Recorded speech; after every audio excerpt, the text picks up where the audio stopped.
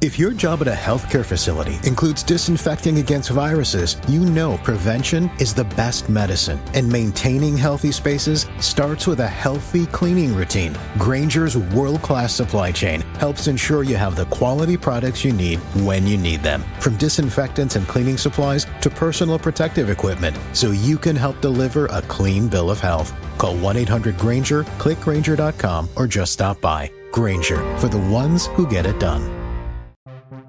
You seem to still be up there somewhere. Maybe I am.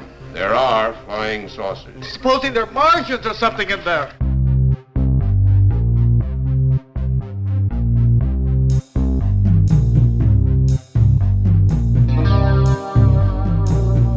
Hey guys, welcome back to another Weird Wednesday. I'm Asherz, and this is Tobias.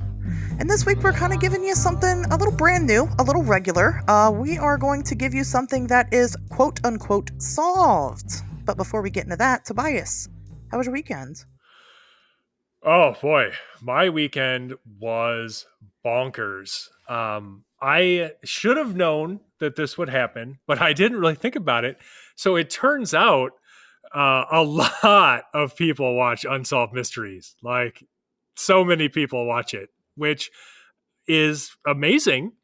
But it also led to a very high volume of correspondence.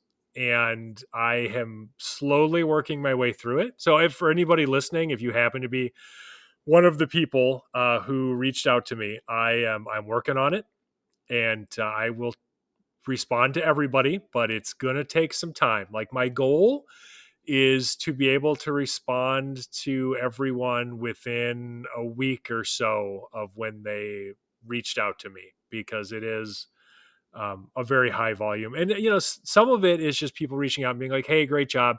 And I love that. I fucking love it. And thank you so much. And those are easy because I'm just like, hey, thank you so much. That means a lot. I really appreciate it. But most of what I'm getting, really, and this is what takes so much more time, are reports of various unexplained phenomena. So everything from like shadow people to UFOs to Mothman, and people wanting to relate their experiences, which is, again, amazing. And I am so humbled by the fact that people saw this episode and felt like they wanted to put their trust in me after that. But you know, it just takes time for me to get through all of that and do my due diligence, and then give every report the respect that it deserves. You know, so I've been busy. Any favorites so far that you've gotten? Oh, how could I just pick one? I will say, well, this is interesting to me, and again, I didn't see this coming. When we were doing Unsolved Mysteries, right? Like when we were filming the episode, of course, they want me to talk a little bit about why I got into this. And so I was prepared to give them, like, you know, my entire life story. They're like, we don't need all that, you know, just give us a summary, you know, because the episode's only so long, you know.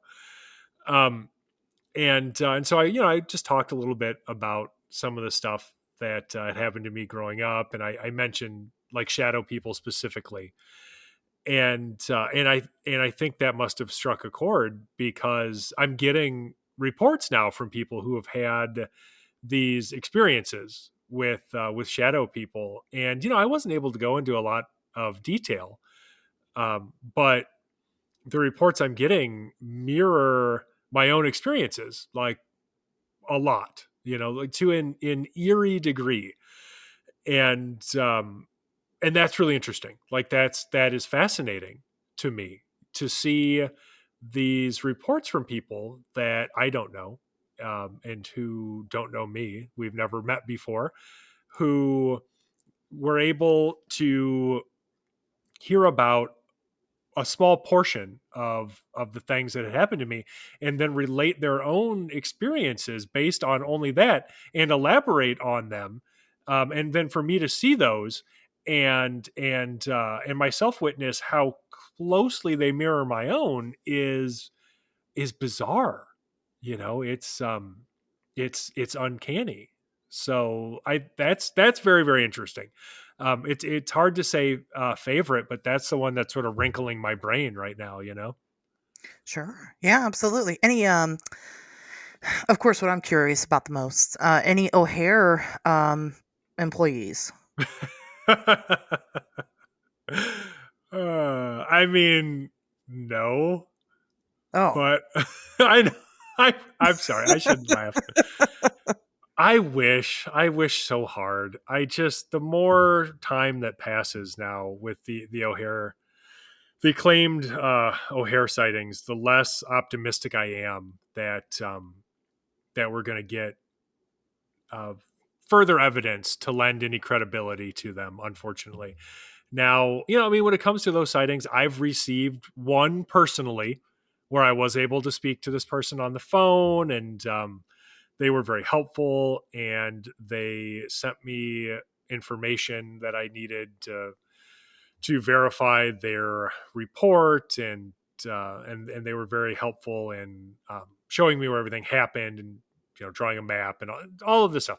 Really, just everything you would want out of a fucking witness, right? But that's just one, and it wasn't a super evocative. It wasn't like report. It wasn't. I just got a weird notification on my phone. Sorry if you guys heard that. It It wasn't sounded like one a of the Facebook call.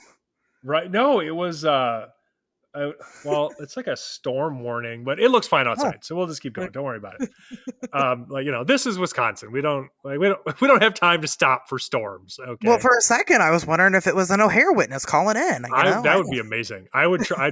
I would put it on. I would make sure you guys could hear it. Just put it on speaker.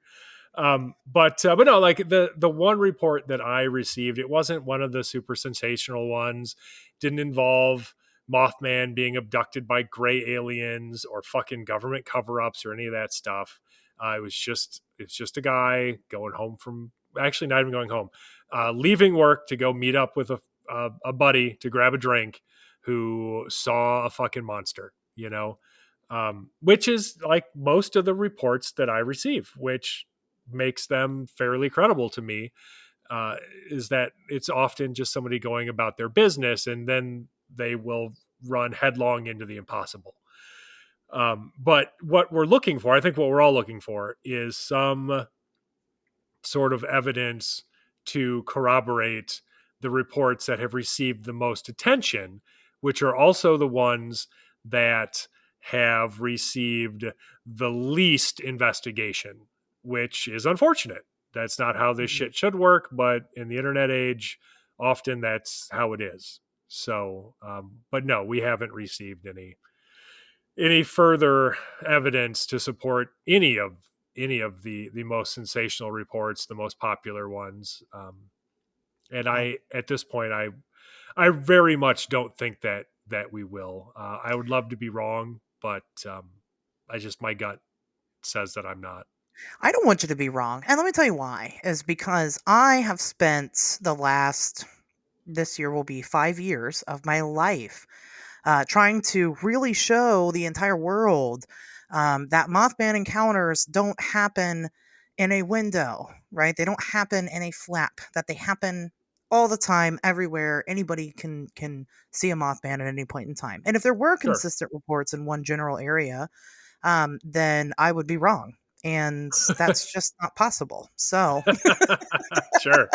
all of I my think life's you're work so far would be terrible. Would be worth nothing. I think you are spot on. And that's an opinion that I share, and it's one that I've shared publicly before, The idea that there are specific geographic locations or time periods that are somehow more conducive to this phenomenon. I don't see strong evidence towards that. I think that what we often have is an issue in reporting, Yes. where maybe more sightings will be reported in a particular area or at a particular time, largely due to like a sudden awareness from people in that area at that time that other people are reporting stuff, and so then they will too.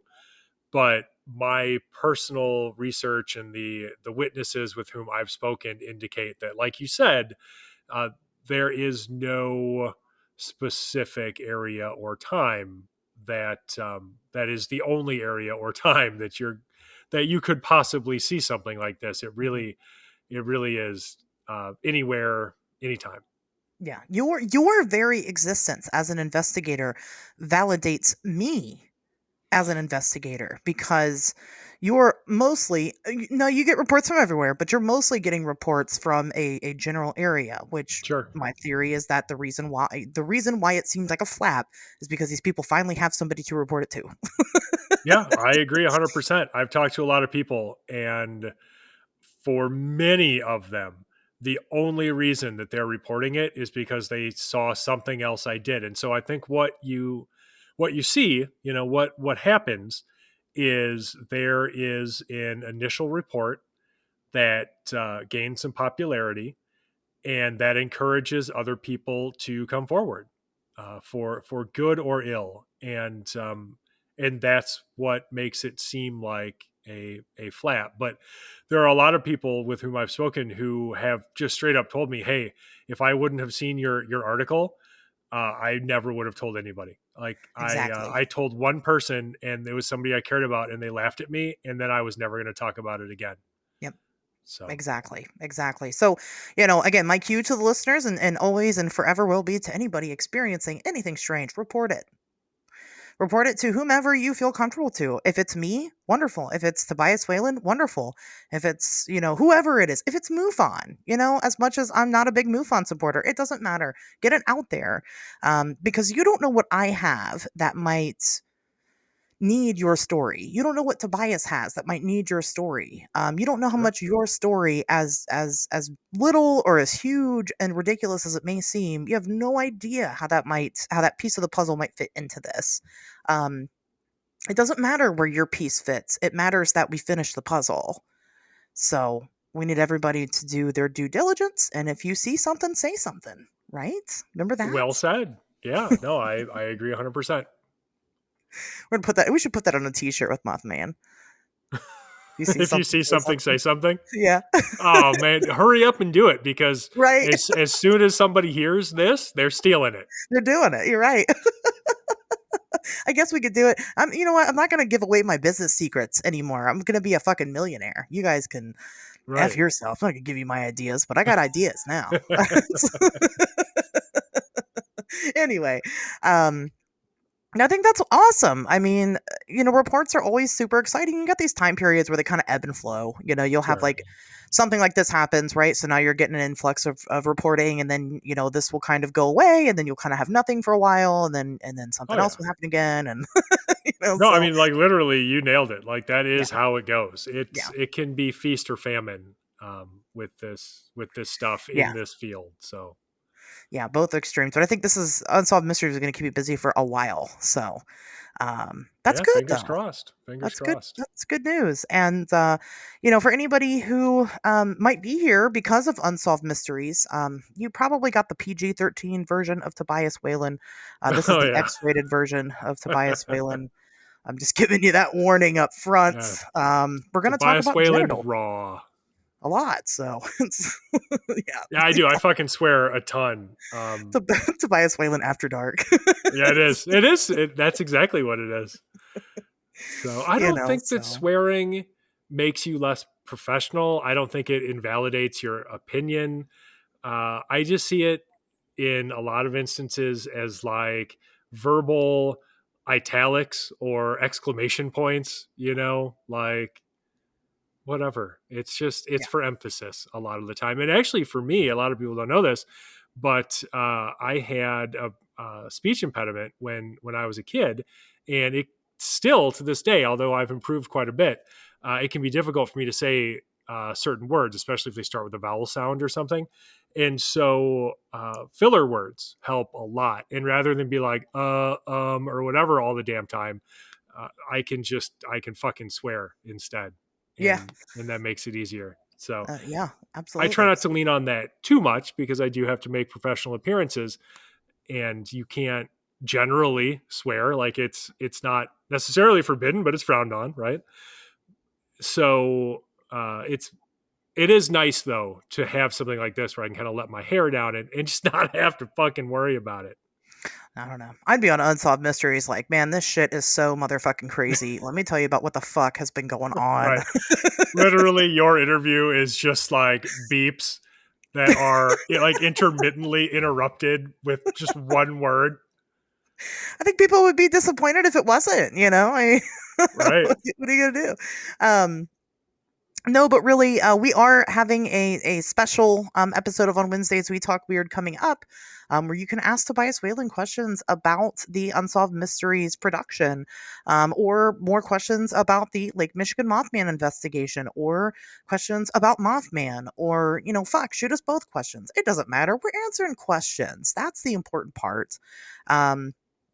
But, I think mostly we're trying to keep it to the Unsolved Mysteries theme. So if you got a question about anything of that nature, I have been posting it on social media a little bit. You can ask your questions there. You can email us on Wednesdays We Talk Weird at gmail.com. You can call us at 773-59-WEIRD. You can go to singular40n.com and fill out a form on there if you so choose, or info@singular40n.com to ask those questions. Get them in. Get them in. And early. What else did you do this weekend, Tobias? Is that it? Oh Is that God. all you did? What Is that else all did you I did? do? Yeah. Is that not enough? No. Did I need to do more? No, let You me didn't go on think a about it. bender I this mean, weekend? Jeez. I didn't. I could have. I probably should have, just in case. No, I mean, it was, just like a preparatory drunk, just Sure. in case anybody gets negative. No, I honestly, I joke, but like, I haven't seen shit in terms of negativity. Everybody has been so That's awesome. wonderful. It has just been nothing but encouragement and people reaching out with their support. And I just appreciate that so much. So that's been wonderful. I have not been given a reason to drink. So, Good. you can't beat that. But no, otherwise, it's been pretty standard. Just working on that book still, Richard Estep and I got that Mothman book coming up.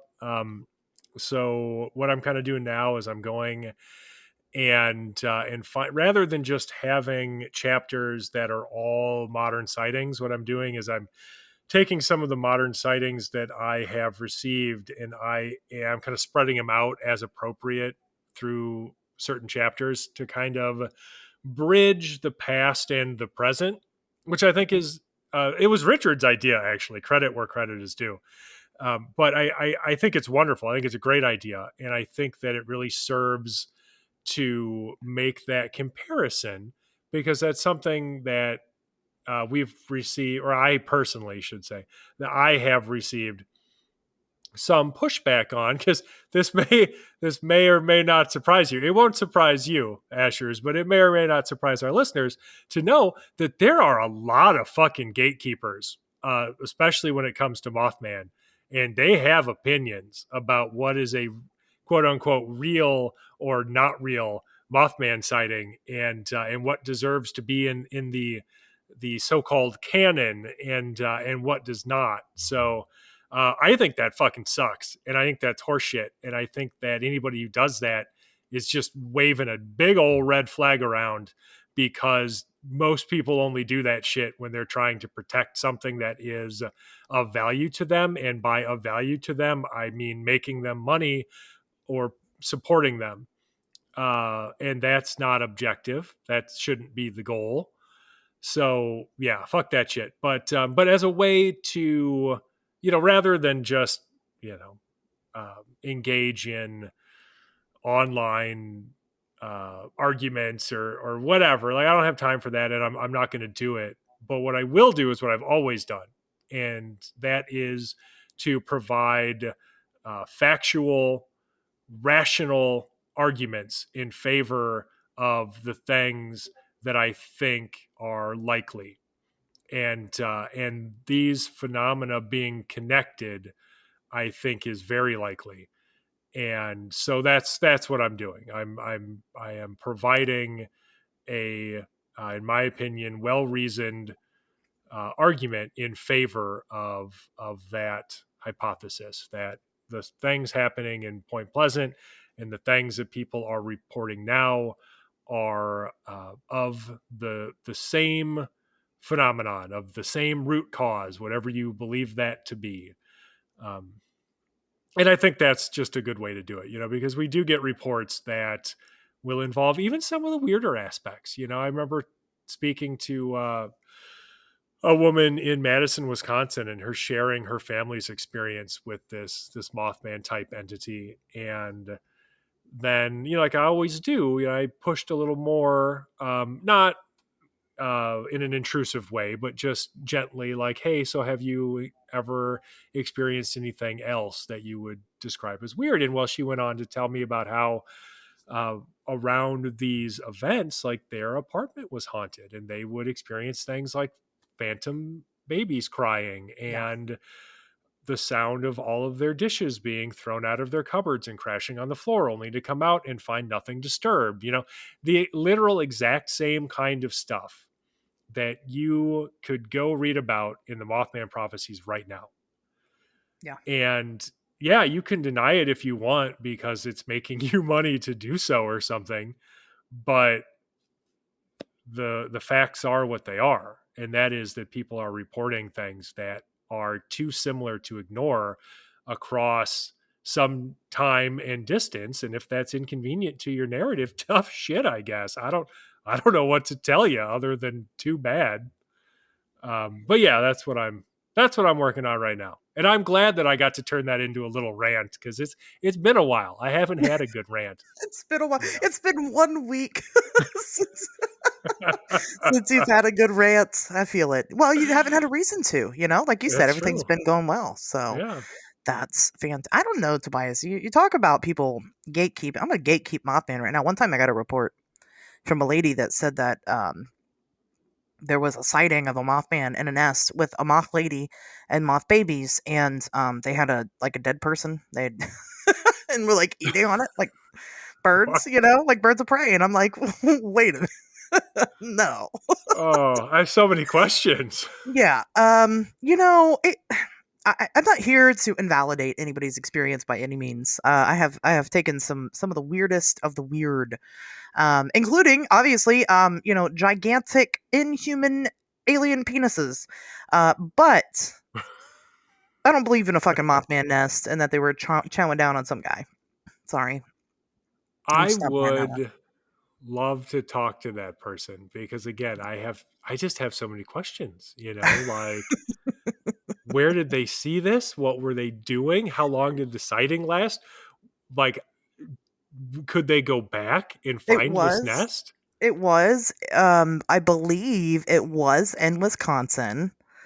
If it wasn't Wisconsin, it was definitely Illinois. It was definitely that area. Can they take you to the nest? No, of course not. They even gave a name for the deceased party. I looked up the deceased party. Nobody existed of that, from that name. But they claim that, it was a big deal, big missing persons report, because on top of all that, of course, the person that was missing happened to be a prominent figure in the LGBTQIA plus community. Oh, so this person just sounds like an asshole. Yeah, it was like some weird fucking fan fiction. It was. I got you. I've received some of those. I don't publish them. I haven't received a lot. It's been a handful, like a tiny handful. But I don't even publish them or anything. Not even like reports from the void or any of that. I just ignore it. And like the reality is you're going to get some stuff like that is going to stick out. But in this field, we have to follow trends. Yeah, we do. And I don't mean like, follow the wearing data. the right brand of jeans or whatever. But like, statistical trends. You gotta have a hat. To follow. I mean, if you don't, you're just not welcome here. Well, obviously you have to have a cryptozoologist hat. You're not valid if you don't. Yes, thank you. Finally. It's like, it's the closest thing to a degree in cryptozoology you can get is a cool hat. It is. It is, right? I have one. We can't all be Chad Lewis, right? Without our hat. Being taken seriously he's without our hat, the exception that proves the rule. Yeah. But no, you're absolutely right. There is a big problem with Mothman gatekeeping, which is weird, but it's not specific to Mothman, right? We see that with Bigfoot all the time. You're right.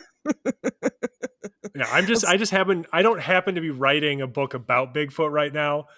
Otherwise I would get into that, but, Yeah. Yeah. so, Bigfoot gatekeeping. This week it's right. Mothman. It's okay. It'll change to whatever it is you're looking for Oh, next time. sure. And, But honestly, the thing about it is too, I, I don't care if people disagree with me. Like I should say that sounds harsh. I don't mind if people disagree. yes. I really don't.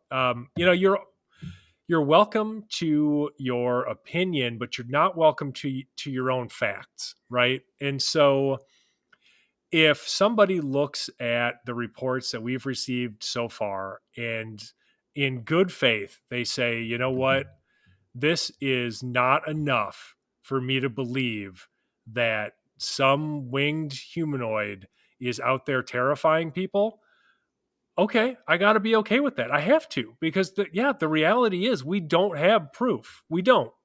I have a bunch of what I would judge to be credible people who have experienced something that scared the hell out of them. But do I have proof that it is fucking Mothman? No, nobody has proof that Mothman exists, period. That just is what it is. And we have to be okay with that. If they're respectful and they go, okay, these are interesting stories, but we don't have scientific proof. And so like, I don't believe it. I go, okay, great. That's awesome. Have a great day. And we don't have anything else to talk about here, probably.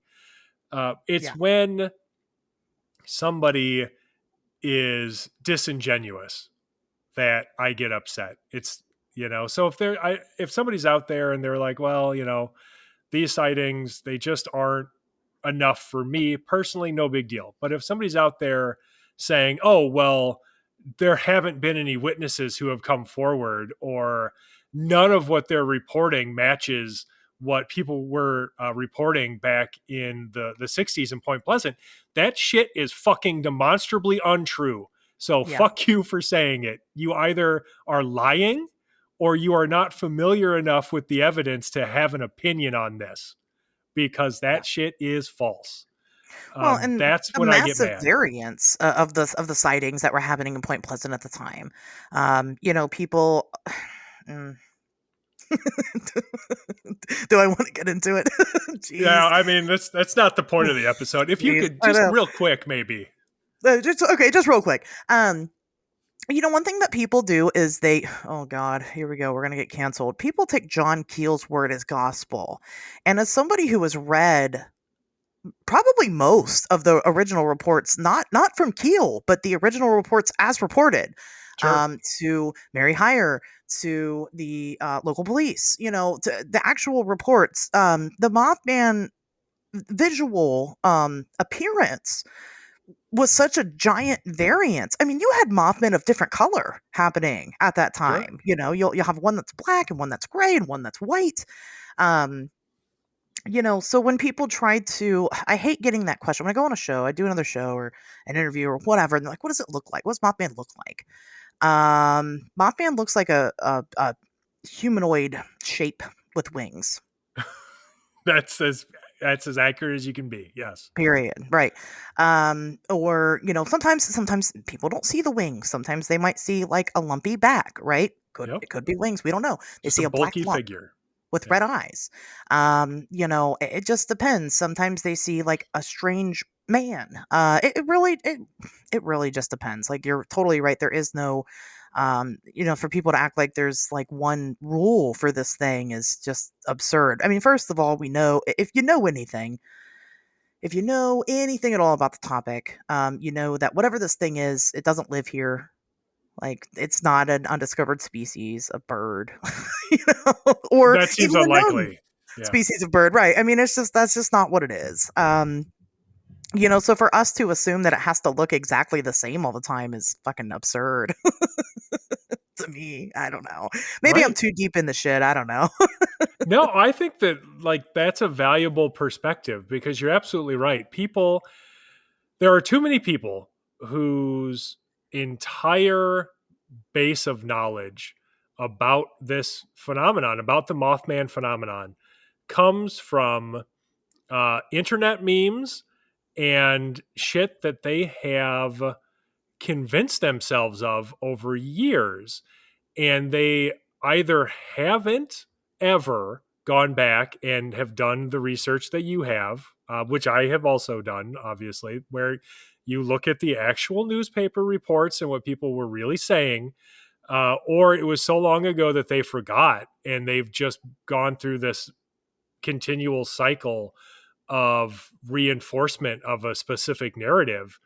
And they position themselves or try to position themselves as experts. And it's all very disingenuous to me, Yeah. where I have a hard time believing that it's not on purpose, that I have a hard time believing that they don't know better.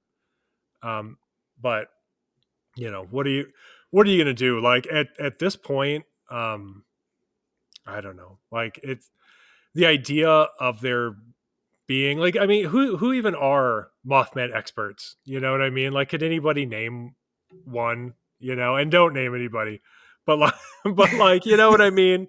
Like, it's not a thing. It's not really a thing where people are like, oh yeah, Mothman expert. Oh, I can rattle off like 5. Sure. No, like there's just, I think, a handful of people who would love to be Mothman experts, and they have opinions, and some of them are good and some of them are bad, but that's everybody. I'm sure we all have oh boy, I'm putting my diplomatic hat on again. I think we all have opinions that sort of vary in value to some degree. So I don't know. I guess at the end of the day, I'm not really interested in starting a fight about it with anybody, but it can be frustrating, and that's why I'm including that in this book specifically, not to support my own narrative, because I don't give a fuck about that. That's stupid. No, to try to provide people with the clearest picture of this phenomenon that I can. Like if it turned out, and I would know by now, because we're fucking 7 years into this, that what people were reporting today was completely different, like just not even close to the same, I would have been talking about that by now. Like that would have been the narrative, because that's the truth. But that's not what happened. And so here's where we are instead. And I just want to present people with the clearest picture possible. So. And let me tell you, when you're one person doing the research, you'll go back, you'll revisit things. You'll revisit things kind of with a new perspective, a new light, right? Because maybe you've had new information, or just simply maybe you've missed something. It's always going to be, it's always worth revisiting as an investigator, as a researcher, any of these topics. It's worth going back into the history of it and really digging into it over and over and over again. And if you are not willing to do that, you are just really not doing yourself any good service at all. Because, like I said, you find out so much more than you did the first time. In the 5 years that I've been doing this, and which isn't a lot of time compared to some of these other quote unquote Mothman experts out there. There's definitely people that have done it longer than I have, but I've read the Mothman prophecies twice at this point. And there's stuff that I missed the first time because, of course, it was the first time I ever read it, that I wouldn't have had a clear perspective on because I hadn't researched other things in that time. And I mean, and at the end of the day, what can we do about it? You and I personally, all we can do is just keep researching and then presenting that data for people, and putting it out there as honestly as we can. And that's it. That is exactly right. So yeah, I hope that what people are getting out of this is not that what we need is a big like pissing contest between Mothman researchers, but instead that everybody needs to be held accountable and to hold themselves and others accountable for doing good research and for presenting people's experiences as authentically as possible. Because another thing that we didn't talk about but is important is we are being entrusted with people's stories, with their experiences, and they're not ours They're not ours to just fuck with and do whatever we want with, right? We are entrusted with them, and we have a duty to present them as authentically as possible to that person's experience. Yeah. It's not to sell a narrative, it's to spread the truth of an experience, So everybody just relax and, set your ego aside for a minute and just really think about what's important here, right? Yeah, absolutely. No, definitely. I mean, yeah, it's like you're getting all these reports of stuff and winged humanoid reports, and I'm glad that you are.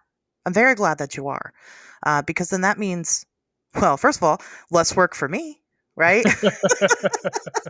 True. I don't have to do it, right? You're doing it right now. That's fine. I'm totally okay with that. And then I know that if anything of real importance comes forward, then you'll tell me, right? If there's anything real groundbreaking, you'll let me know. Totally. You know, and that's the way it should work. That's the way it should work. But people get this weird bitterness about themselves and a strange ego. And I think it's because I think everybody starts off with really good intentions. It's just that it becomes overwhelming and you put a lot into it and you don't get a lot back. And so I think people just grow bitter as they continue. But not here. I think you're right. Yeah, we're not doing that here. So no, this is why I tell people, and I will say it every episode if I have to, have other fucking hobbies. Yes. Have a family and friends and a community outside of this weird, like niche interest, because you need it, because you don't want to get to the end of your life and feel like you wasted it on shit that you don't even know if it's real, because we've seen what that does to people and it's not good. Yeah. Well, and look at it this way. What if you were like, man, I fucking love puppy dogs, right? I love puppy dogs so much. Like, it is my whole life. I just spend all my time looking on Google pictures of puppy dogs. And then you meet somebody and they fucking love the shit out of puppy dogs just as much as you do. Right? They do exactly what you do every single day, but you hate their guts because you love puppy dogs more than them. That's what's happening. It's so dumb. It's so That's stupid. true. That's a pretty good analogy. Sure. I've spent my whole life trying to find people that I have actual common interest in with, and hobbies and stuff that we like together, just to find out that that's wrong here. It's like, okay, I'm not doing that anymore. I'm not doing that anymore. So you shouldn't. It's not even. It would be like wanting to be known for loving puppies more than anybody else. Yes, that's true. Right. You want to be the number one puppy dog lover in the world. Right. When people think of people who love puppies, they better think of me. Right. And if they don't, it's because of all the other people that love puppies. Fuck them. Right. They're all wrong. They're doing it wrong. I mean, that's what it is, So anyway, Yeah. We'll move along. I'm sure we'll have another Mop Man episode somewhere in the future. We have to, right? Inevitably. It's what we do. So anyway, but really, that's why we do this show, right? It's our chance to get away from Mothman usually. Right? Gives us the freedom to talk about something else for once. Yeah. Oh, Asherz, how was your weekend? Oh, my weekend was... How was your weekend? I'm always interested. You do always seem genuinely interested, and I really, really appreciate that. It was actually, I spent a lot of time with family, which was good. Just my daughter, my mom, we just did things. But we went and saw the Twisters movie. Twisters. Oh, shit. How was that? Weird Midwesterns. So actually, it was a lot of fun. It was really good. It was really good. I was really impressed. I liked it better than the first Twister movie. What? Better than Bill Paxton and Helen Hunt? I know, right?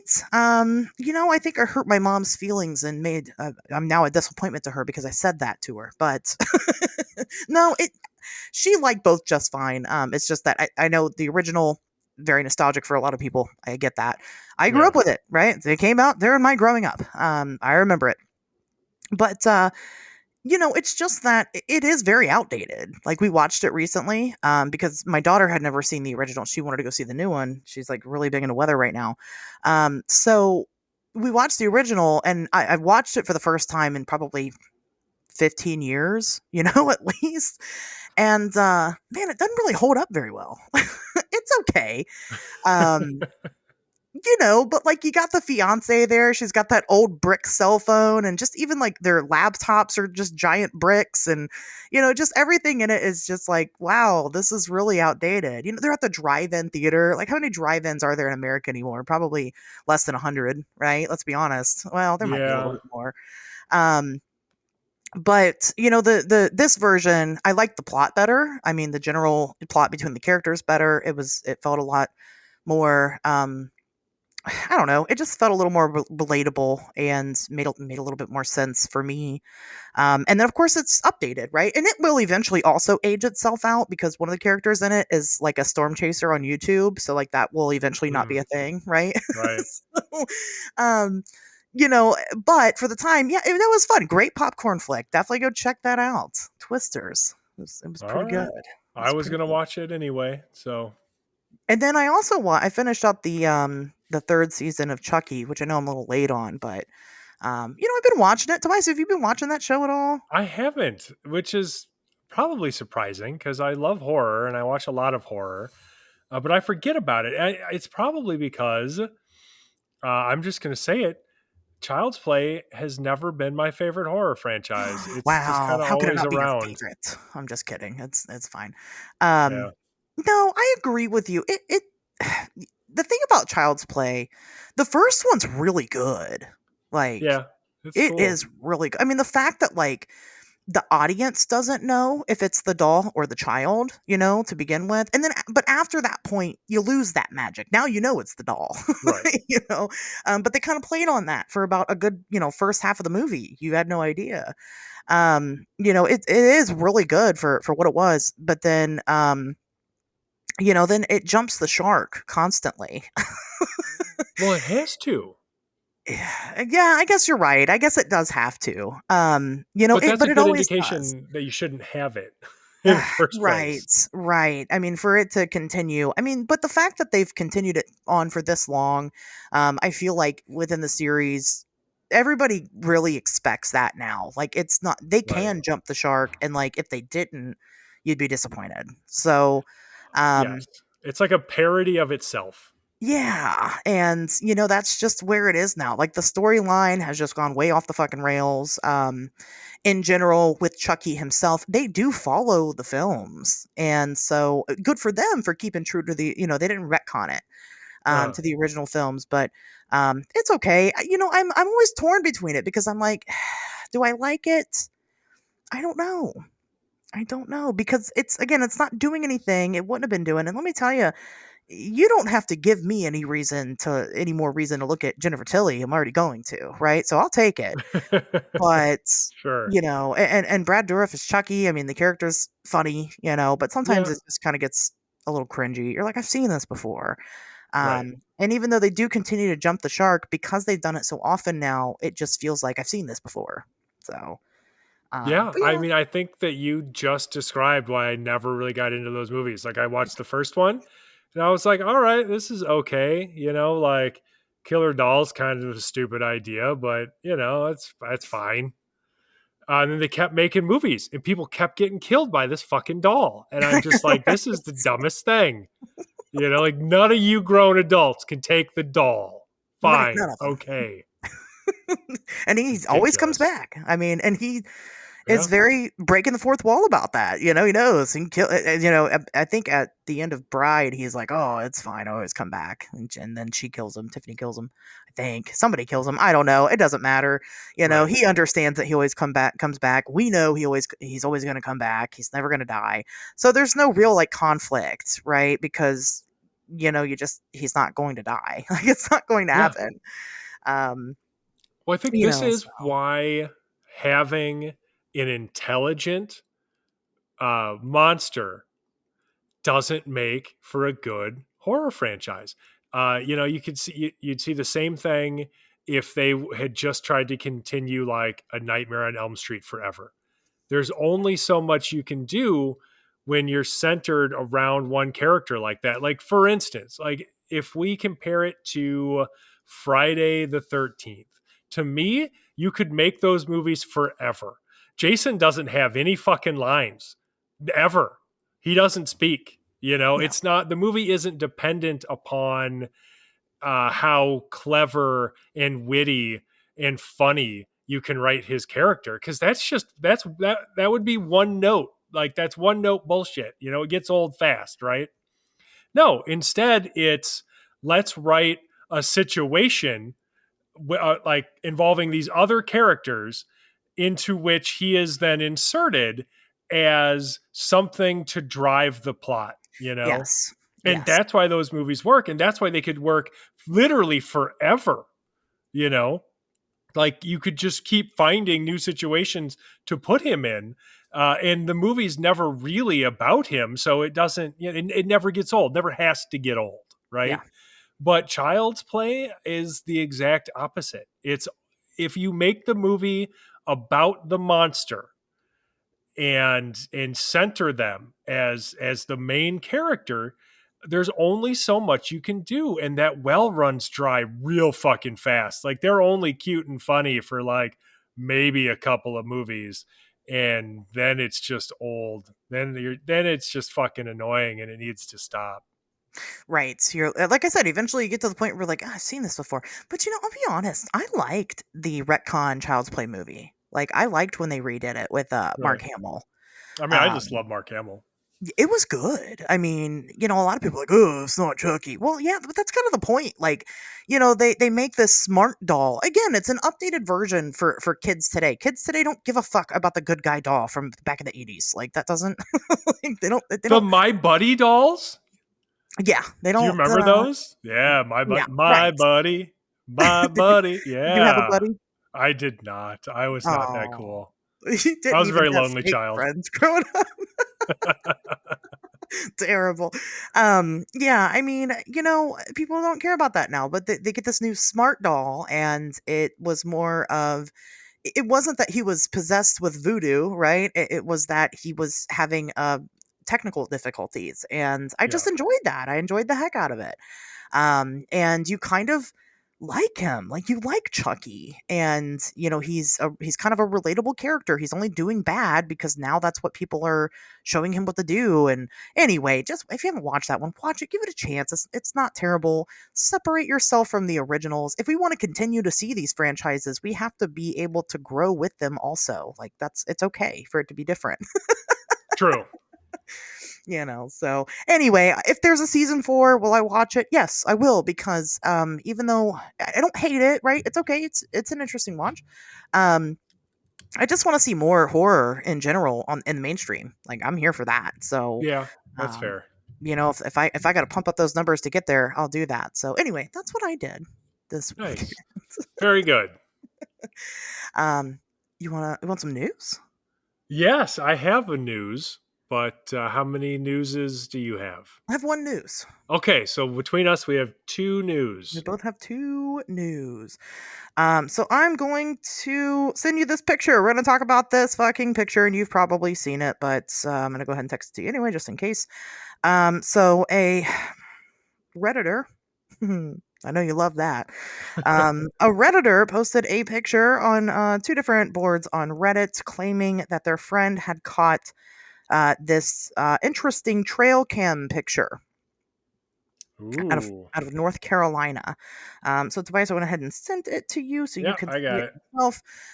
This has been making the rounds absolutely everywhere. Now, I did go onto the original post trying to get more information, trying to see if any information was shared. The only thing that the Redditor actually commented on in response to anybody was that it was taken in the Golden Valley area of North Carolina. I don't know where that is. I don't go to North Carolina for anything. Not to say I'm sure you guys are great there in North Carolina, but like, I'm in Ohio. So, you know, um, Right. people, what people are saying this is allegedly a Bigfoot. Now I'll post a link to the original thread here in the show's description. That way you guys can go check it out for yourself if you haven't seen it. And it does look odd. It shows a creature in full view, standing up on 2 legs. You can't see the head. So it looks like it has no head. Some people speculate it does or doesn't. Maybe it's just bending over. They don't know. But this has been the thing making the rounds right now. This has been a big deal. And It's a bear. Case closed. Solved. We did it. Yes, fucking thank you. As soon as you sent it to me, I was like, that's a really cool picture of a bear. It's a And then I'm bear. like waiting for the Bigfoot photo to show up. Oh, no, that's the Bigfoot photo? That's a fucking bear. It's a bear. It's a bear. And if you zoom in, listener, maybe you're on the picture right now and you're taking a look at it. Well, how does she think that that's a bear? How could Look she at it. How could you think it's possibly? not? If you look to the right of the body, kind of up towards the shoulder blade, you can actually see the ear of the bear. So he is facing with his back towards the camera. He is sort of standing on two legs, but he is kind of bent over. It looks like he's trying to get to an itch. On the left side of the body, you see what you presume to be the arm. And it does seem to look like an arm. To me, it looks like even a visible front paw right there by the knee. And Bigfoot doesn't have paws. He has hands. So There are, and that's great analysis. I just want to mention that if this were a primate, its physiology makes no sense. Where's its butt? First of all, yeah, like seriously, we all have butts, but Yeah. this doesn't because it's a bear, so Yeah. no butt. And then two, look down at its ankles, and you can see that it has the legs and ankles of a fucking quadruped. Yeah. How could you think that this is anything but a bear? It's very super, super obvious. Yeah, this is a bear, and I know people want to be excited.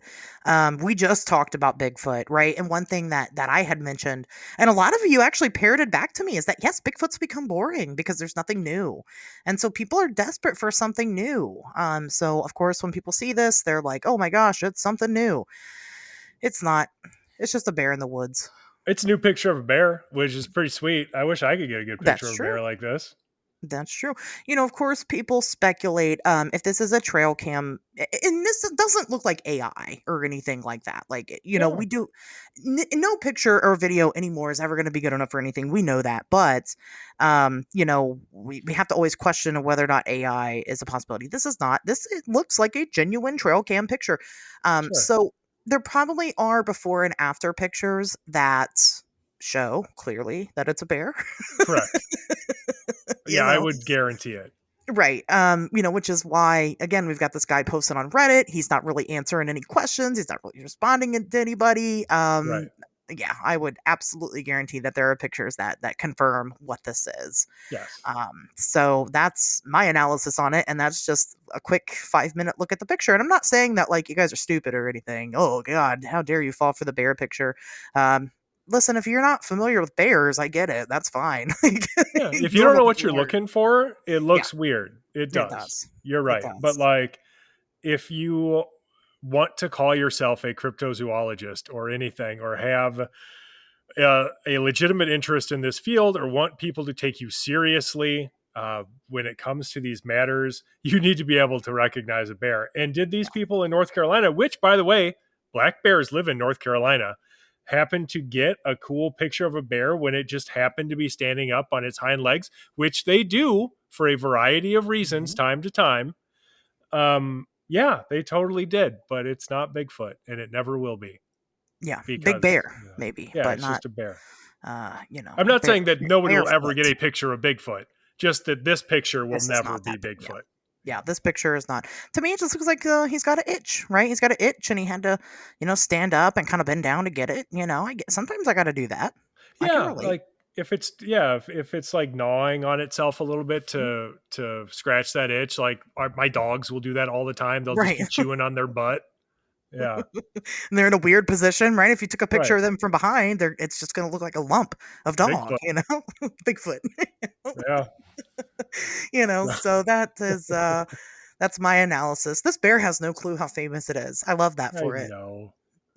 He's Black just bears are delightful too. Black bears are just. I really enjoy them. You should, because they're not very dangerous. No, but they do get into lots of shenanigans. They do, yeah. So. To me, I describe they're like raccoons, right? So that's something everybody's a little more familiar with. But they're just like big raccoons. Like they just want to eat your garbage, and they want you to put food out for them, and that's what they care about. Yes. Definitely don't put food out for them, but Do they do not. want you to do that. Yeah. Yeah, do not do that. Don't do it for raccoons either. They can be problematic. I love raccoons, but they can be they'll get into your fucking vents. It's terrible. Oh, yeah. And have babies up there, and now you've got a family of raccoons living in your attic, and you're just gonna have to live like that forever. Because what are you gonna do? Evict the raccoons? You can't do that. They're too cute. Fair. But yeah, it's just best to be avoided. Don't encourage any wild animals to live in your space. Yeah. So that was my news. Okay, well, excellent news. That was some good newsing all around. I've got one here from Curitiba, Brazil, where someone claims to have recorded a UFO. So, a video that appears to show a UFO hovering over the city of Curitiba, Brazil, was shared anonymously to YouTube late last month. The video was posted by YouTube channel, oh boy, I'm just going to say the English translation, Unknown Zone, and lasts only 45 seconds. But in that time, an unidentified flying object can be seen in the sky over the city. According to the video's description, I never believed in UFOs until last Sunday, July 21st, 2024, when I filmed this unidentified object. At first, I thought it was a drone, but it had no propellers. Then I thought it was a balloon, but the trajectory was in a straight line, and suddenly something similar to landing gear appeared. Now, the person who posted the video to YouTube was also the witness and added additional sighting details in the comments. They said that they had spotted the object while driving and pursued it as it followed a straight trajectory above Francisco de Rosso Street. De Rosso Street, I don't know, I'm not from there. Once they reached the end of that street, which terminates in a railway line, they exited their vehicle to continue watching the object. The witness claims to have a further 15 minutes of footage they took of the object, but guess what? They have not yet responded to requests to post it. I know that's going to come as a big surprise to everybody. They did, however, post another 45-second video along with more information about the sighting. So this time they said, when I returned from a bakery on Sunday, I saw an object in the sky that I couldn't understand what it was. I have a Nikon B700 with 60 times zoom, and I stopped the car and started recording. Then I went with the car further ahead to the end of the street and recorded a little more as far as possible, the witness said in the more recent video's description. So, reactions to the videos have been mixed, with some believing the object to potentially represent something paranormal, while others remain skeptical. Well, these skeptics have speculated that the object is likely to be either a drone or a balloon. Now, the object's size and appearance doesn't necessarily fit the drone hypothesis. However, a balloon is not outside the realm of possibility. So another commenter shared a video of a star-shaped solar balloon that did bear a resemblance to the object filmed by this witness. It's also worth noting that this sighting took place on a busy street, but nobody else can be seen reacting to the object in either video, nor have any videos taken by other witnesses at the scene yet been shared. However, to be fair, it is difficult to accurately assess exactly what is happening around the person filming due to both the video's brevity and their focus on the object.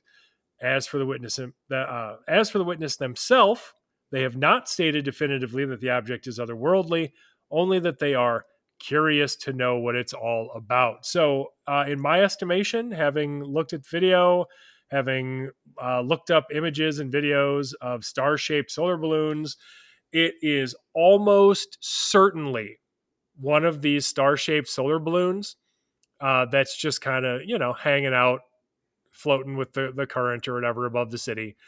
And that's probably why most people aren't really reacting to it. And this person either knew that, and that's why we only have two 45-second videos, or didn't and really thought that they captured a genuine otherworldly phenomenon. But it is almost certainly a balloon. Sure. So, I will say, as somebody who films fucking anything and everything that I see in the sky, right?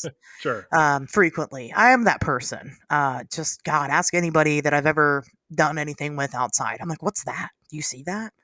And then I'll pull out my phone and start filming it. Most of the time, it's something reasonable. Sometimes it's not, though.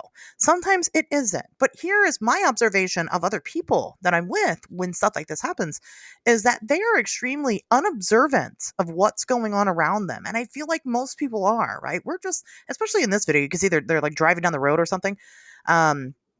Or at least like there's cars and busy, and people are just fucking on autopilot, just living their life, doing their thing, right? They're not really concerned with what's going on in the sky. Well, there's shit in the sky, whatever.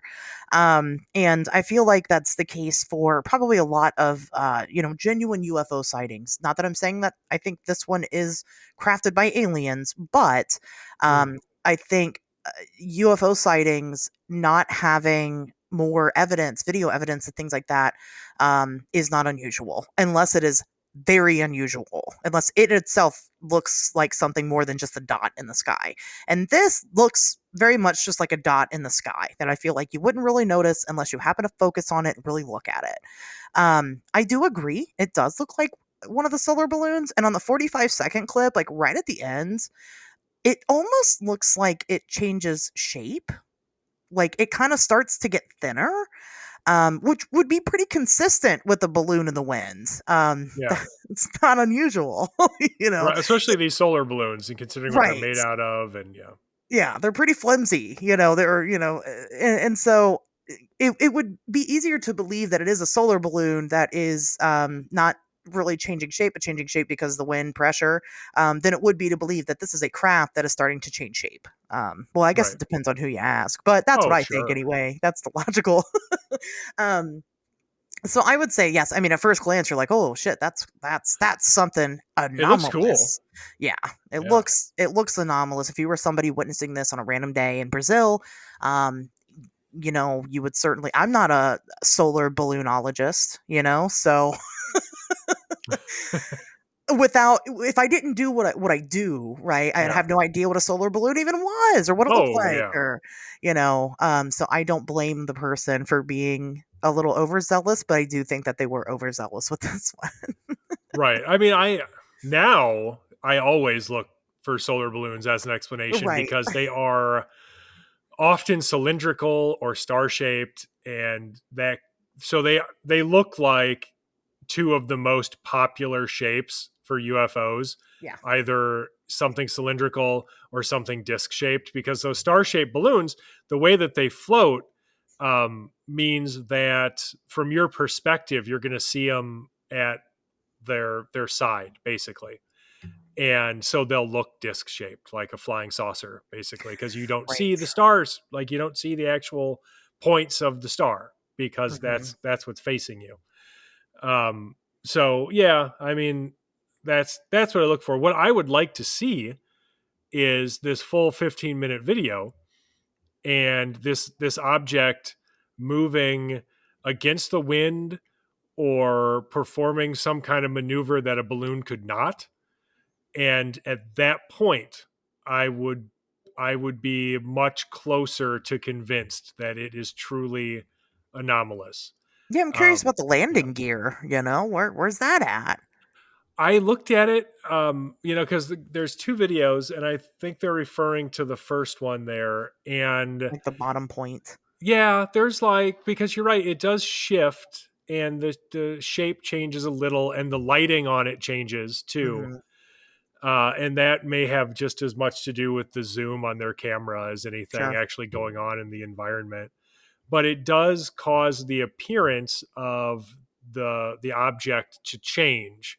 And so I assume that they're interpreting that as landing gear. I didn't really see anything that looked distinctly like landing gear to me. Just a lighting change, and thus maybe some weird shadows or something. That's how they're interpreting it. But yeah, I mean, right now, if it looks like a balloon and it acts like a balloon, what the fuck am I supposed to say? It's almost certainly a balloon. It's probably a balloon. I think I'm about 99% sure. Right. It's a balloon. And that's okay. That's important. You do, when you work in this field, you get really damn good at looking at this stuff through different angles. Do you even understand how many angles I've seen fucking Starlink? All the Oh God. angles. Yeah. Because it's constantly reported as UFOs. Sure. But you get good at this stuff. And again, if you weren't into this type of thing, then yes, this would look very weird. And that's okay too. It happens. Just like, again, if you don't know what a bear looks like, you're gonna think it's Bigfoot. It's okay. It's Oh, all right. totally. Yeah, there's no shame in that, and that doesn't mean that I don't believe that there are truly anomalous phenomena Yeah, that occur, and witnesses that see this stuff and experience it, and there is not a good explanation for what happened to them. No, of course, I wouldn't bother with this if I didn't think that. But as I think we're often fond of saying, like, if we don't explain the things that we can, why would anybody believe us about the things that we can't? And this absolutely. seems like one that's pretty easily explainable. Barring the 15-minute video ever coming out and it showing this thing performing some kind of crazy maneuvers or something, in which case I would gladly eat crow and admit that it is something super fucking weird. Yeah. We always want it to be weird, in our heart of hearts. We always want it to Right. be anomalous. That's the truth. I mean, we really do. I've got some great UFO videos, I guess. I mean, great is subjective, I suppose. Just things I can't explain, and nobody else really can either. So what are they? I don't know. That's that's the best I can do. So my advice is to everybody is to always be watching the skies. Always have your phone out. Always have it handy. Why not? Doesn't Yeah. hurt. Most people don't look up enough. You're right about that. Right. You got to be observant about what's going on around you. You'd be really surprised. The one thing that I saw the one day was wild because it was like, I mean, I know whatever it was silver, but it would look, because it was silver and it was like reflecting the sun, and it probably was just a balloon really high up, but like it looked like it was like disappearing and reappearing. And it would change shape. So to me, I'm going to go ahead and say that was probably a balloon. But it's real exciting in the moment, Yeah, even if it's just a balloon. I mean, you just never know what you'll see up there. that's Um, true. and then you get really good at spotting things. Then right? Then the next time you see a balloon, you're like, I've seen that already. And then Right. then Um, It's pretty called fitting. learning. That's how we learn. I know, right? Pretty fitting that both of our news stories are more or less solved, right? Yeah. Um, kind of a that was not on purpose. We did not plan that. It's No. obviously it's synchronicity, and the universe is speaking to us through its magical signs and things. Yes, the secret language of the hidden reality. Yes. No. So we kind of had talked about doing the show schedule. I do the show schedule for the most part. Tobias is allowed to say things sometimes, I guess, but It's best um, if I don't. this place.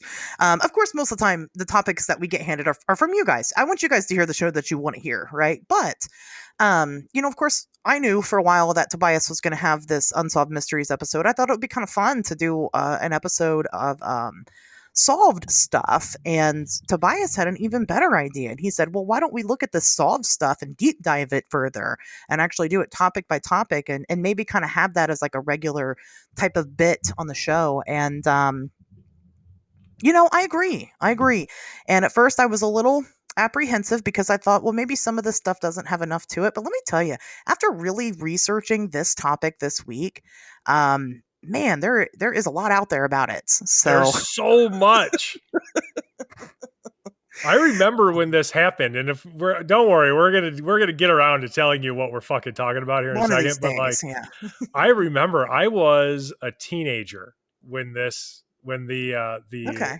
documentary, we'll call it, that we're going to talk about came out, and it was a big deal. I watched the shit out of it, and I rewatched it today, and then I watched both encores as well, because, well, why don't you announce it? And we'll get into it, because otherwise I'm going to tell everybody everything about this other than its name. Okay, let me lead it. So this week we're going to be discussing the infamous alleged alien autopsy footage. If what you are about to see is real, It's the most startling film footage in history. So before we can really talk about the alien autopsy footage, we have to kind of give you a quick rundown of a little place called Roswell, New Mexico. You heard of it? Never heard of it. Yeah, I know, right? Um, as we all know, I'm not going into depth about this. Me and Pat did an episode on Roswell. I'm sure me and Tobias will probably do one eventually, a revisited type. But what happened in Roswell in 1947 is that allegedly a UFO crashed. And we know that it was a UFO absolutely because I don't remember his rank or what he did, but military man Jesse Marcel went and held a press conference telling everybody that they had a crashed UFO. Now, of course, this led into a giant cover up where we don't really know what the fuck happened to this day. Eventually, the US government came forward. They said, well, it wasn't a UFO, it was a weather balloon. Then they came forward later on and said, okay, we're sorry, we lied about the weather balloon thing. It was actually a spy balloon, with this other project that we had going on. And we can't really believe anything that they say now, right? They already admitted they lied to us. They lied to us now twice, at least, that we know of. So, when the Roswell crash happened, there was so much going on. This was, again, 1947. What happened in 1947, Tobias? What else happened? In addition to Roswell, Yeah. well, let's see. We had Kenneth Arnold's famous flying saucer sighting, and I believe the Maury Island incident also occurred in 1947. Absolutely. Two very large, things were happening on top of other little UFO sightings that nobody ever really gives a shit about anymore, right? A lot of UFO activity. It's a big year for ufology. We so far have covered the Kenneth Arnold incident. So of course, I guess we'll just have to cover the whole year, one of these episodes. But, Right. there was a lot going on at the time for UFOs. And so when this crash happened, the military did scoop in, and they fucking took whatever debris there was. Facts. Here's the facts. Something did land in Roswell, New Mexico. Something crashed to the ground. What that something is has been up for debate since the day that it happened. But one of the stories that we get a lot are alleged witnesses to the military cleaning up the Roswell debris. And one thing that people claim to have seen were bodies. They saw bodies of like little humanoid figures that were being put on stretchers, that were being covered up by blankets, that were being taken away. I think the government did officially say that those were crash test dummies. Like they said that part. I don't know. Well, that came out in like 1997. So there have been two. We might be just somebody credible getting ahead of it a little bit here, but yeah, there have been two official government responses to Roswell, and they were in, I think the first one came out in like 1994 or 5, and then the second one was in 1997, and that was the 1997 one was supposed to be the final fucking word. They're like, this is it, this is our last word on Roswell. And so that one talked about how there were crash test dummies and everything else involved because of this secretive balloon project. But Jesse Marcel, now he is an important figure in this. He was a lieutenant colonel stationed with the 509th Bomber Wing at Roswell Air Force Base. And Roswell, of course, and the 509th Bomber Group were important because they were our nuclear fucking bomber group, like that was a big deal at that time. This was an important fucking base.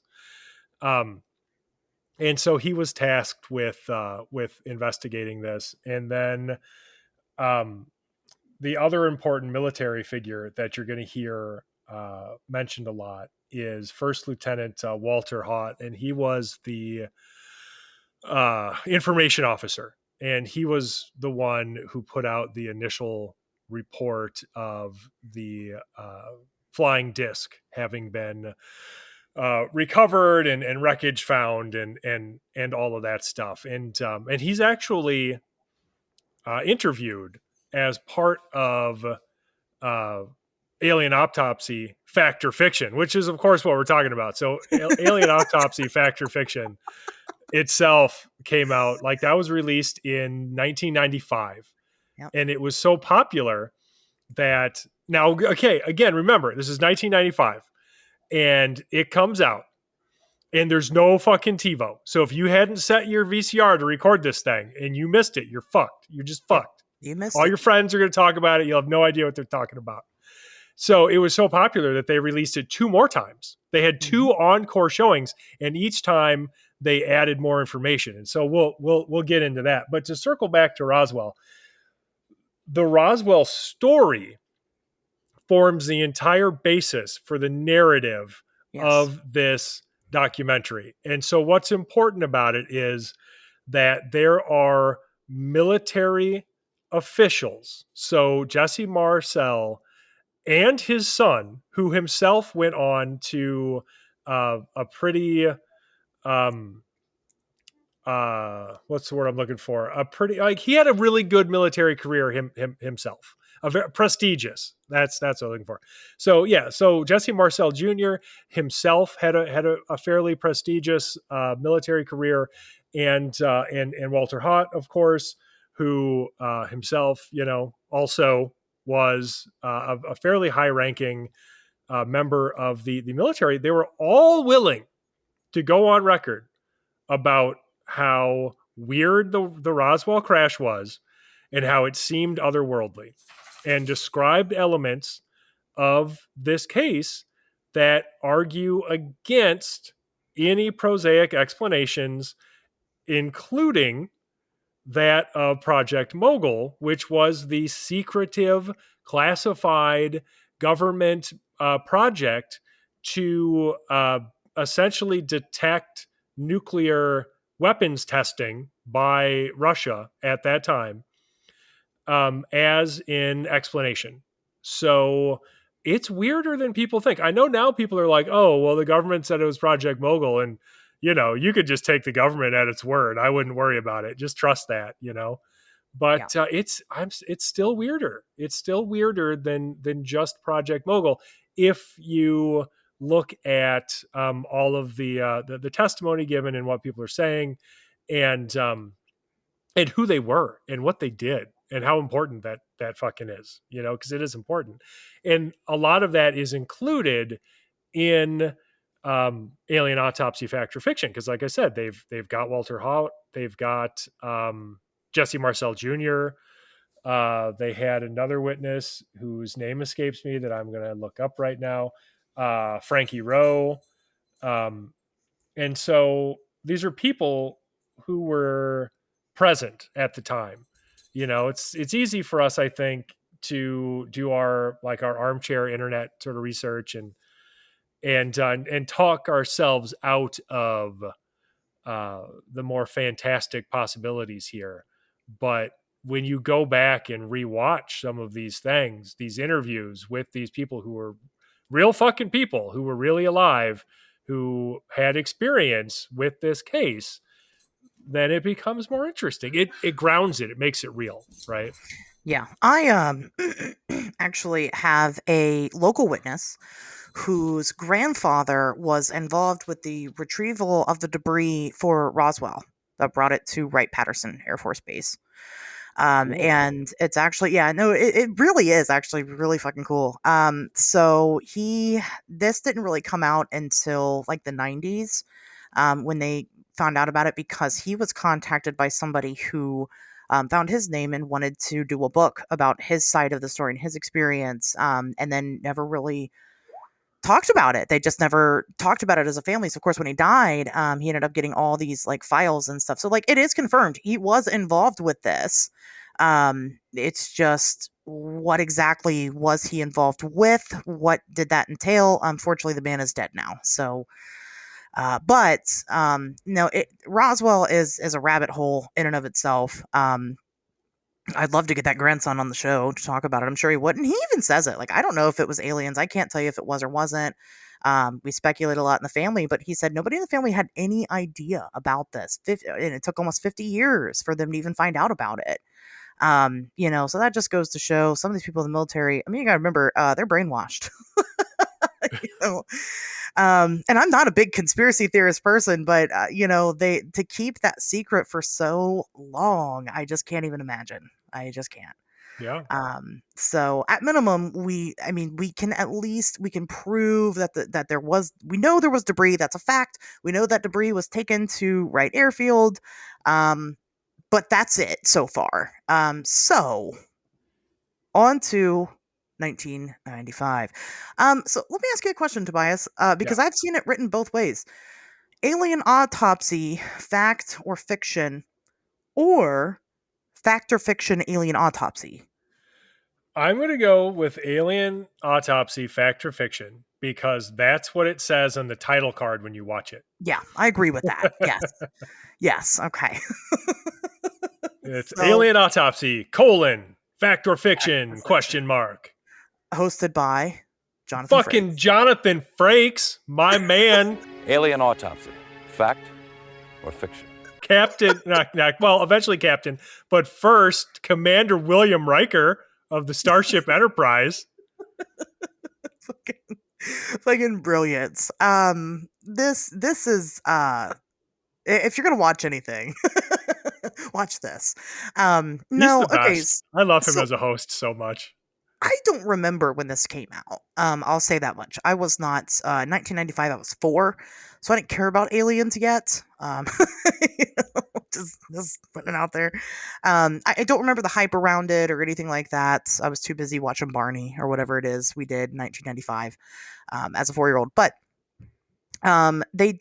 Fox aired this program, and it really fucking set the world on fire for a moment because what they purportedly had to show in the program was real video evidence of an alien autopsy conducted on one of the bodies retrieved from the 1947 Roswell crash. Yes. Totally normal, right?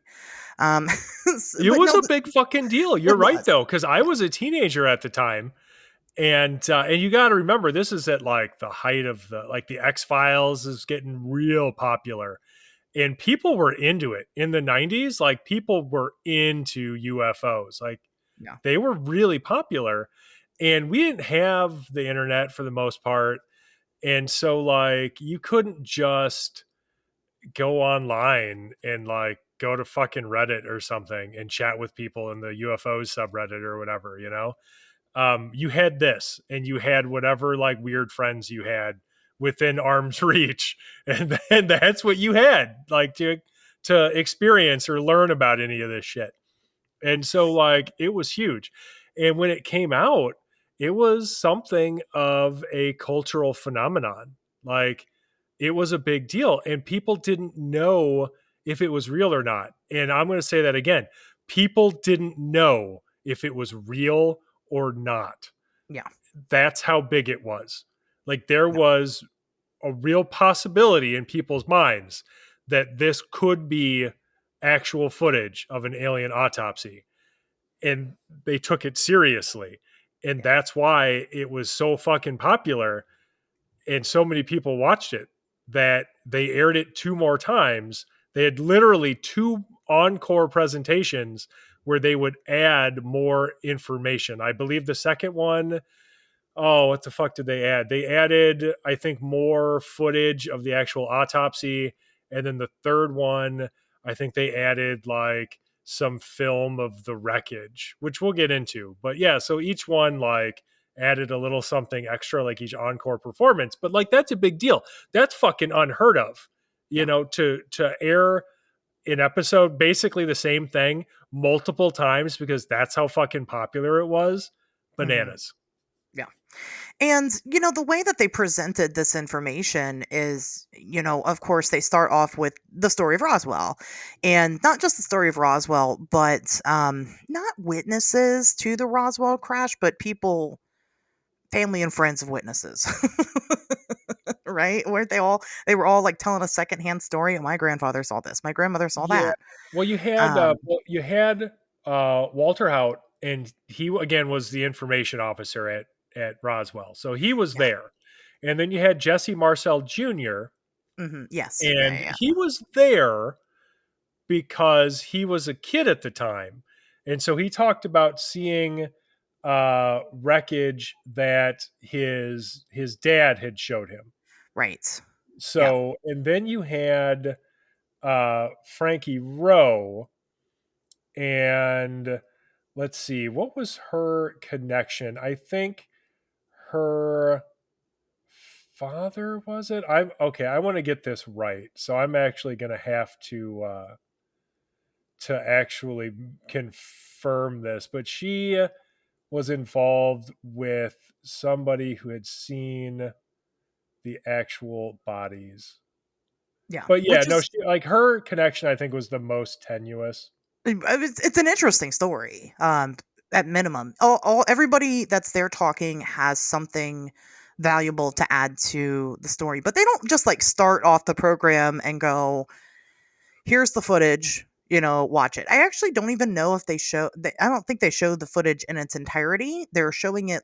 They might have come out in the wash and showed it in the entirety, but they're showing it in like little bits and pieces throughout, and they're not necessarily analyzing too much. But one person that they had that they interviewed was, of course, the person that they got the footage from. So Ray, is it Santilli? Right? Ray Santilli is how you Yeah, say Ray it? Santilli. He is the mastermind behind the Alien Autopsy. So they've got, Ray Santilli. Where did this come from? Ray claims that he received the footage in 1992 from a retired military cameraman. Ray himself is a producer. So he is a film producer. He's a music producer. He, to this day, has a production company. I believe it's Orbital Media Group. That is what he does. Well, he was looking for footage of Elvis for some documentary or something that they were making, and I don't know if the military cameraman was like, "Oh, hey, by the way, check this shit out." I don't know. They were all just smoking a joint at dude's house. You know what I mean? He's like, "By the way, I got this crazy alien autopsy footage," and showed it to him. He doesn't really elaborate too much on exactly how that happened. But that is how he acquired the film. Now, of course, he in this program, he leaves the identity of the cameraman anonymous, right? Who has to protect him. Of So course. he doesn't really go into too much detail other than to just tell that story, basically, of how he acquired the footage, and watching it and what that looks like. Now, Right. Oh, they also. sorry. Oh, go ahead. Just real quick to go back to Frankie Rowe. So she was another person who was there as a kid, and her father was a local fire chief, and she said that she had seen wreckage that he had brought home. Gotcha. Okay. So yeah, so we know where everybody is in the story. So again, like her connection is probably the most tenuous, but you know, with everybody else involved, like Roswell is still a very interesting story. So anyway, Yeah. sorry, continue. No, that's okay. But they do put a heavy focus on Roswell, but it's important to do so because, again, this is where this supposedly comes from. Oh, it's the whole point. Right. Now, I didn't watch the encore. I didn't know that they There's added two stuff. encores. Yeah, I didn't know they added stuff there. I did watch the original, but I think I kind of faded out a little bit because I couldn't remember. Now, I know that Ray Santilli says that the film was analyzed by Kodak. Kodak, right? The Yeah. picture people? Yeah, Kodak. And they had confirmed, what he said is that they had confirmed that the footage was either from it could have been anywhere from 1927 all the way up to 1957, was their date. I believe it went up to 57. But I feel like during the program, they had someone else say that, but I don't know if it was a Kodak person or not. Like, Well, was there an actual Kodak professional that analyzed this and said it was from those years? that is a great question. And having watched it like 3 times You today, should know, I right? don't remember an official Kodak representative. I will. Yes, Okay, I do. Okay, I remember they had a big time Hollywood cinematographer on there, they sure did. We're going to talk about Alan that.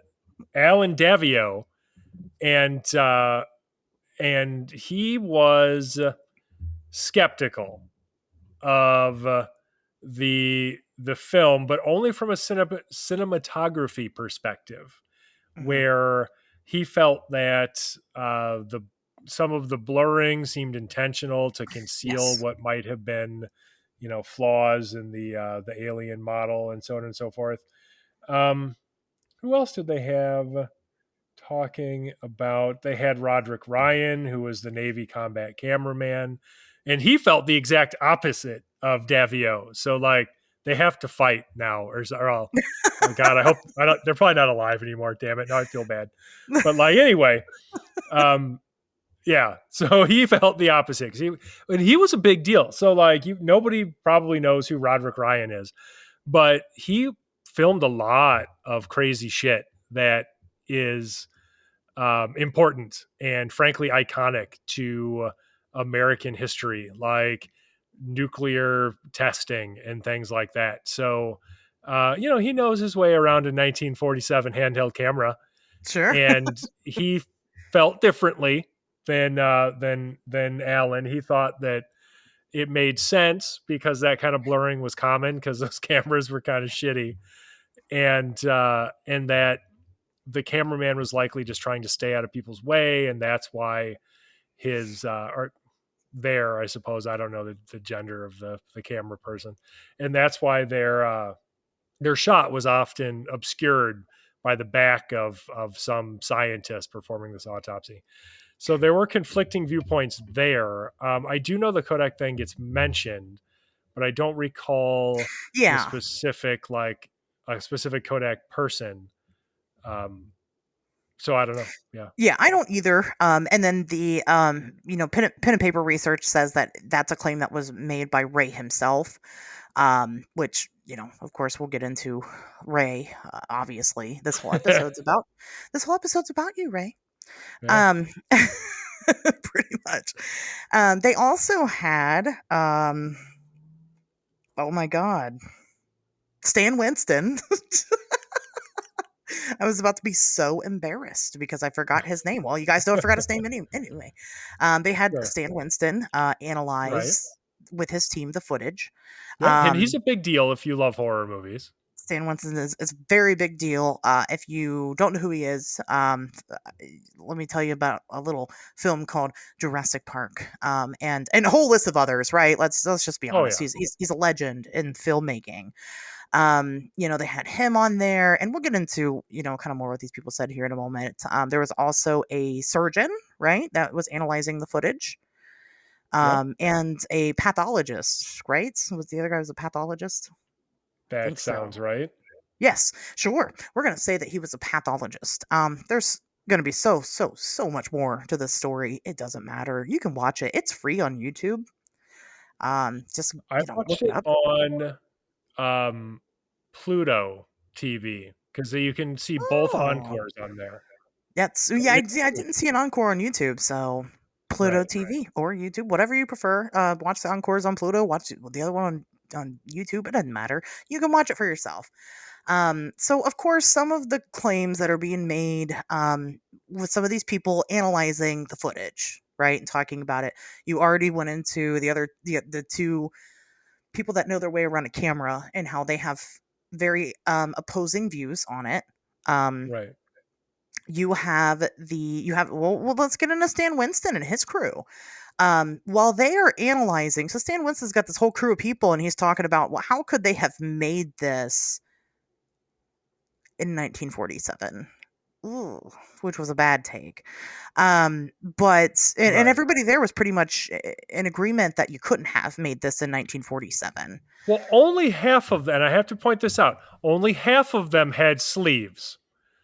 So I don't know how seriously overall we could take their testimony under the circumstances.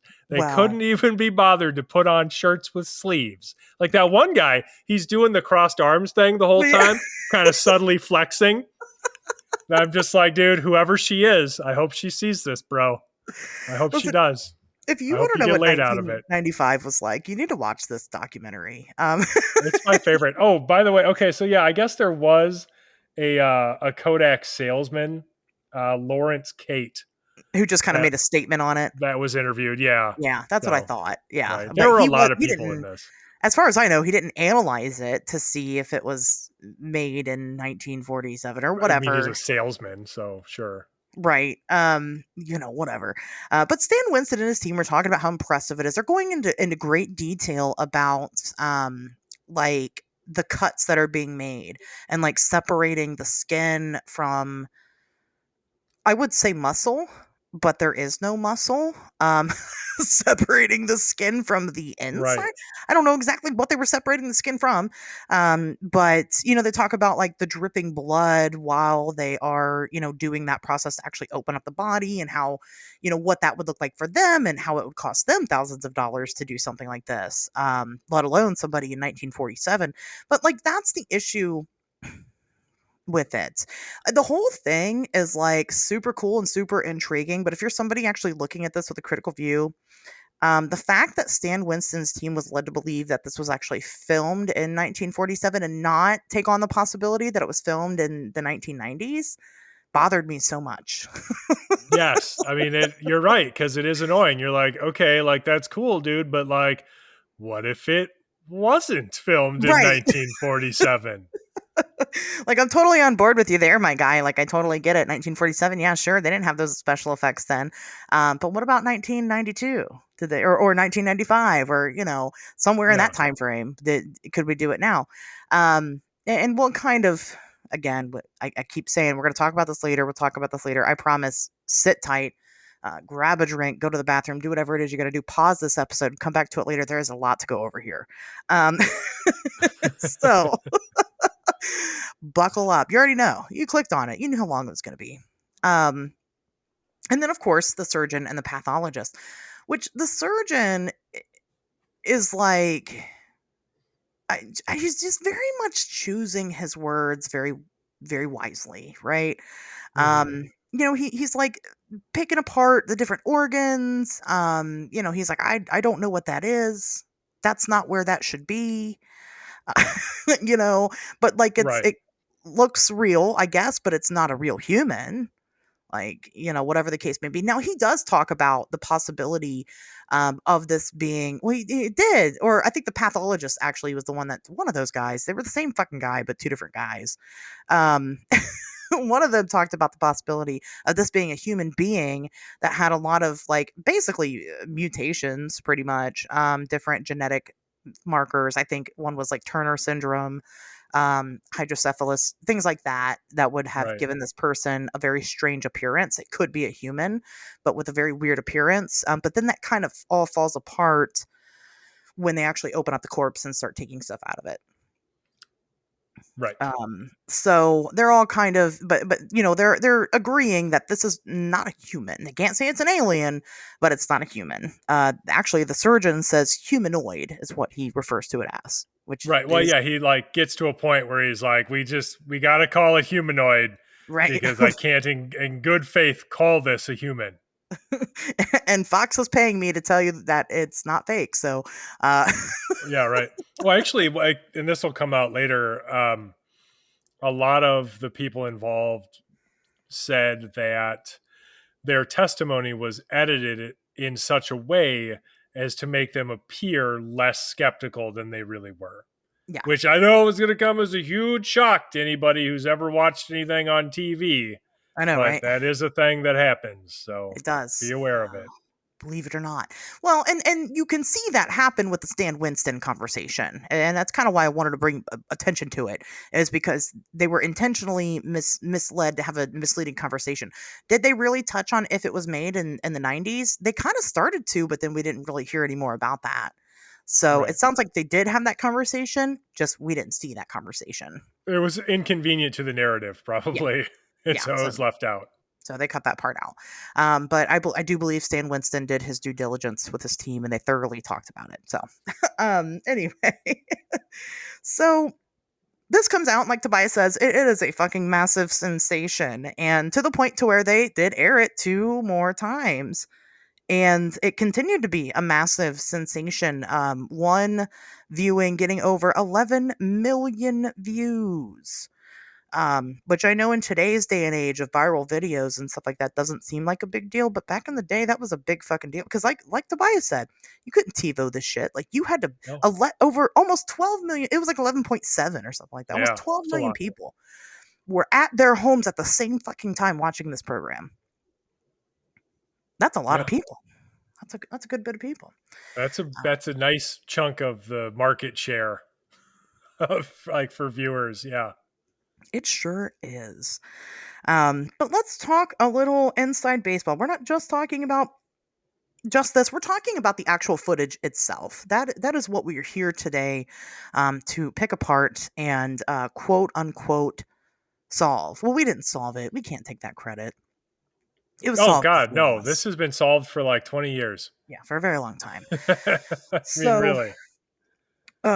Ray Santilli had sent this to over 33 networks, this footage that he got from a mysterious cameraman, and it was Fox who paid him $250,000 for this program.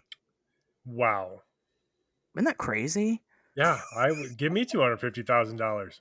Right, what do you want? Like I said, I got UFO videos. What you want? What you need? I'll fake an alien autopsy. Let's do totally. it. Do it right now for $250,000. And this is $250,000 in 1995 money. That's like $1 billion today. It's a lot. That's a big deal. So this happens. It comes out. People are, of course, questioning. What's the deal with this, Ray? Like, you can't just leave us. Oh, that was another. Yeah, I guess we'll go back to the original. That was another person they hired. They hired a private investigator to try to figure out the identity of the cameraman. Couldn't do it, and he couldn't do it. Yeah, I know he's just hidden that well. It's definitely not that he isn't real and doesn't exist. He's just that secretive. Yeah, he's just, the military did a good job covering up his identity and getting rid of his fingerprints. Like in the Will Smith movie, Men in Black. If you haven't seen that one. It was basically a true story. Yeah. It's 100% a true story. Of course, like I said, people are questioning what's going on. Well, Ray said, well, I can do you one better. I interviewed the cameraman for you guys, and I have this video to show you. And he does, and he puts out a video of the alleged cameraman admitting that it was him, of course, concealing his identity still, and not actually letting people know who he is. He just wanted him on film saying, yes, it's me, yes, this is real. So obviously it's 100% true. Right? I love that so much, but only because of what comes out later. Oh yeah, we will. We'll get there. 1997, Ray did one better. Here, I got more evidence for you guys. Here is the original film canister that it came in. Look at this. Look at this giant fucking sticker on it. It clearly says this is the property of the Department of Defense. I mean, if it says it on a sticker, I don't know what else you need. That's like checkmate, atheists. That's got to be true. It's got to be true. So people are getting more and more suspicious, especially with probably that film canister was his downfall. I'll be honest with you. I think people would have just largely forgotten about this, and it just would have been in the obscurity. We were kind of talking about the early internet, how it didn't really exist. Well, it was developing at the time, and people were certainly talking about this. Alien Autopsy Footage was one of the first quote-unquote anomalous videos I ever saw on the internet back in the early days. And I bought it. Of course I did. My little self was like, oh, hell yeah, that's a real alien. That's for real. Tobias, did you buy it? I guess I didn't ask you that. Did you buy it at the time when the thing came out? No, I didn't. They sold it on VHS. No, I just mean, okay. Oh, I'm sorry. What are you talking about? Not the Alien Autopsy video? Did you play into the idea that it was? Did you think it was real? Okay. Was I into it? Yeah, I mean, I was a teenager. I was pretty sure that was a real alien. Yeah, right. I mean, Yeah, I this is was all for it. 1995. I don't know. All I did was read fucking John Keel and watch the X-Files. Like, of course I thought it was a real alien. Right. You're like, oh yeah, I want to believe, right? So we were all about it. But I think when he released that film canister photo, people were a little suspicious because you're not going to believe this part of the story, you guys. The Department of Defense did not exist in 1947. What? What a fucking grave mistake. What a stupid fucking mistake to make. How embarrassing for you. So, people are catching on, right? They're like, well, if he lied about that, what else did old Ray lie about? Right. What else is not real? Things kind of continue to be a mystery for a very long time, with a lot of people, of course, criticizing the footage itself. We will get there. Again, I keep promising later, but it's coming. Until 2006, when a show aired called Iman Investigates Alien Autopsy. And he was this man, Iman. I don't know his actual name. I mean, that is his name, right? But I don't know who he is. Sure. Did interview Santilli, in which Santilli sort of admitted that it wasn't real. Yeah. Santilli ends up admitting that this was a restoration of a real film that he saw. He said that in 1992 is when he learned about the footage. He did not have the money to buy it at the time. So in that time period between him seeing it for the first time and him buying it, it had become badly deteriorated. And that story, there seems to be a couple of stories as to why. But so what they did was they did a shot for shot restoration of the film. He says some of the things that you see in the footage is 100% the genuine real footage, but most of it is a restoration. Now, Iman presses him on this, and he says, okay, so it's a recreation? And he insists, no, it's a restoration. So, I mean, he just said it's fake. Right. Like, he just said it was, yeah. He just admitted that it was fake. Going on a couple more details here about the footage itself, and kind of who was in on it. A man by the name of John Humphreys, who actually has a lot of credits to his name. He's a very accomplished artist. He is the one that made the bodies. There was actually two of them. You can actually go to John Humphrey's website and see color photos of the aliens in the alien autopsy footage. Now, it seems that they filmed it in a London flat, and they weren't satisfied with the appearance of the first one, so they had John make a second one. So, my favorite part of John Humphrey's involvement is that he made the alien models for like the original Alien Autopsy, and then there was an Alien Autopsy movie that came out about like the Alien Autopsy documentary. Yes. And so he came back and made the models for that one too. Yeah. He was like, yeah, I remember how to do this. Sure, here you go. Yeah, not just a problem. The best. Let's do it. He made them basically with shells that were filled with various animal organs and stuff. So which is common in horror, in art, people do that. But they were made with, animal entrails. The brain, he says, was a sheep brain, which, if we remember watching the, fact or fiction documentary, the pathologist there said, oh, yeah, that's definitely not a human brain. Well, he was right. Yeah, absolutely. And okay, people need to understand John Humphreys is not nobody. No. At that time, he had just come off of working as a prosthetics designer on the television show Max Headroom. And I don't know if you've ever seen Max Headroom. I grew up watching it, and I thought it was the best. But it's about this like artificial intelligence that works at a police station and helps them solve crimes. It's like a whole thing. And so he's already a special effects guy, and he goes on to have a pretty good career. I mean, he's worked on stuff you've heard of, like Charlie and the Chocolate Factory. I mean, I'm certain people have heard of that fucking movie. Like he's done some shit, so it should be no surprise to anybody that this guy managed to make some pretty cool alien models. Like that's his job. It's what he does. He's good at it. Yeah. And he is. He's very good at it. So of course, this whole thing, and there's been other people that have supposedly been involved, or say they were involved. Ray says there's other people involved. I'm sure there was. Well, at minimum, we know that there was a cameraman and three other actors involved.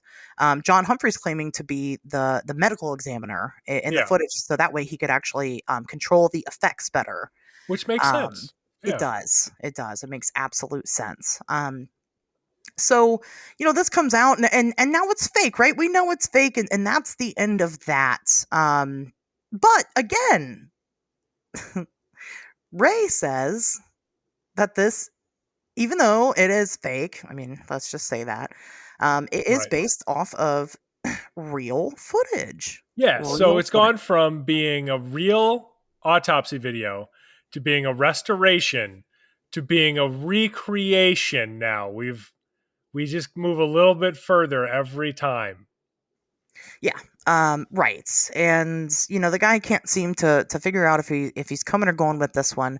But as we talked about before, a lot of the people in the original documentary, which is where this debuted, were very angry at Fox for misconstruing their opinions on the piece.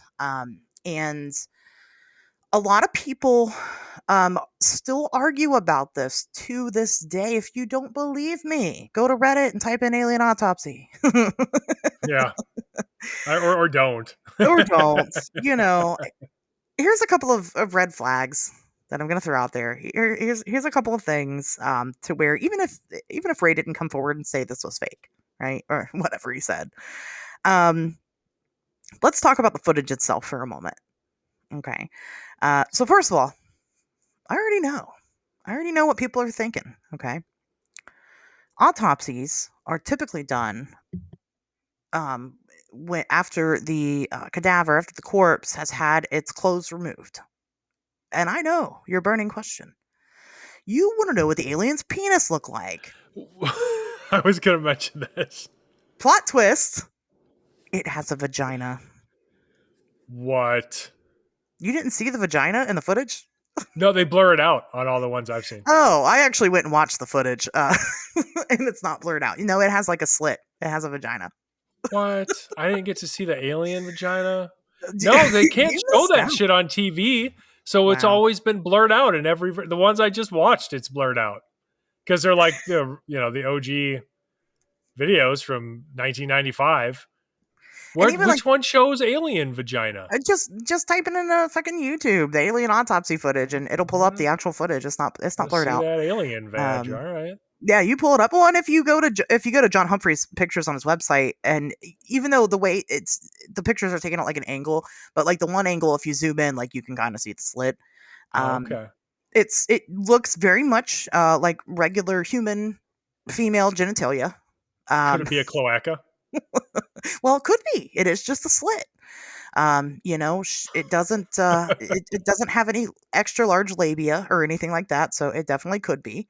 It's definitely not a sheath, right? We're not talking about some kind of weird dog dick situation. Again, it could be because it's just a slit.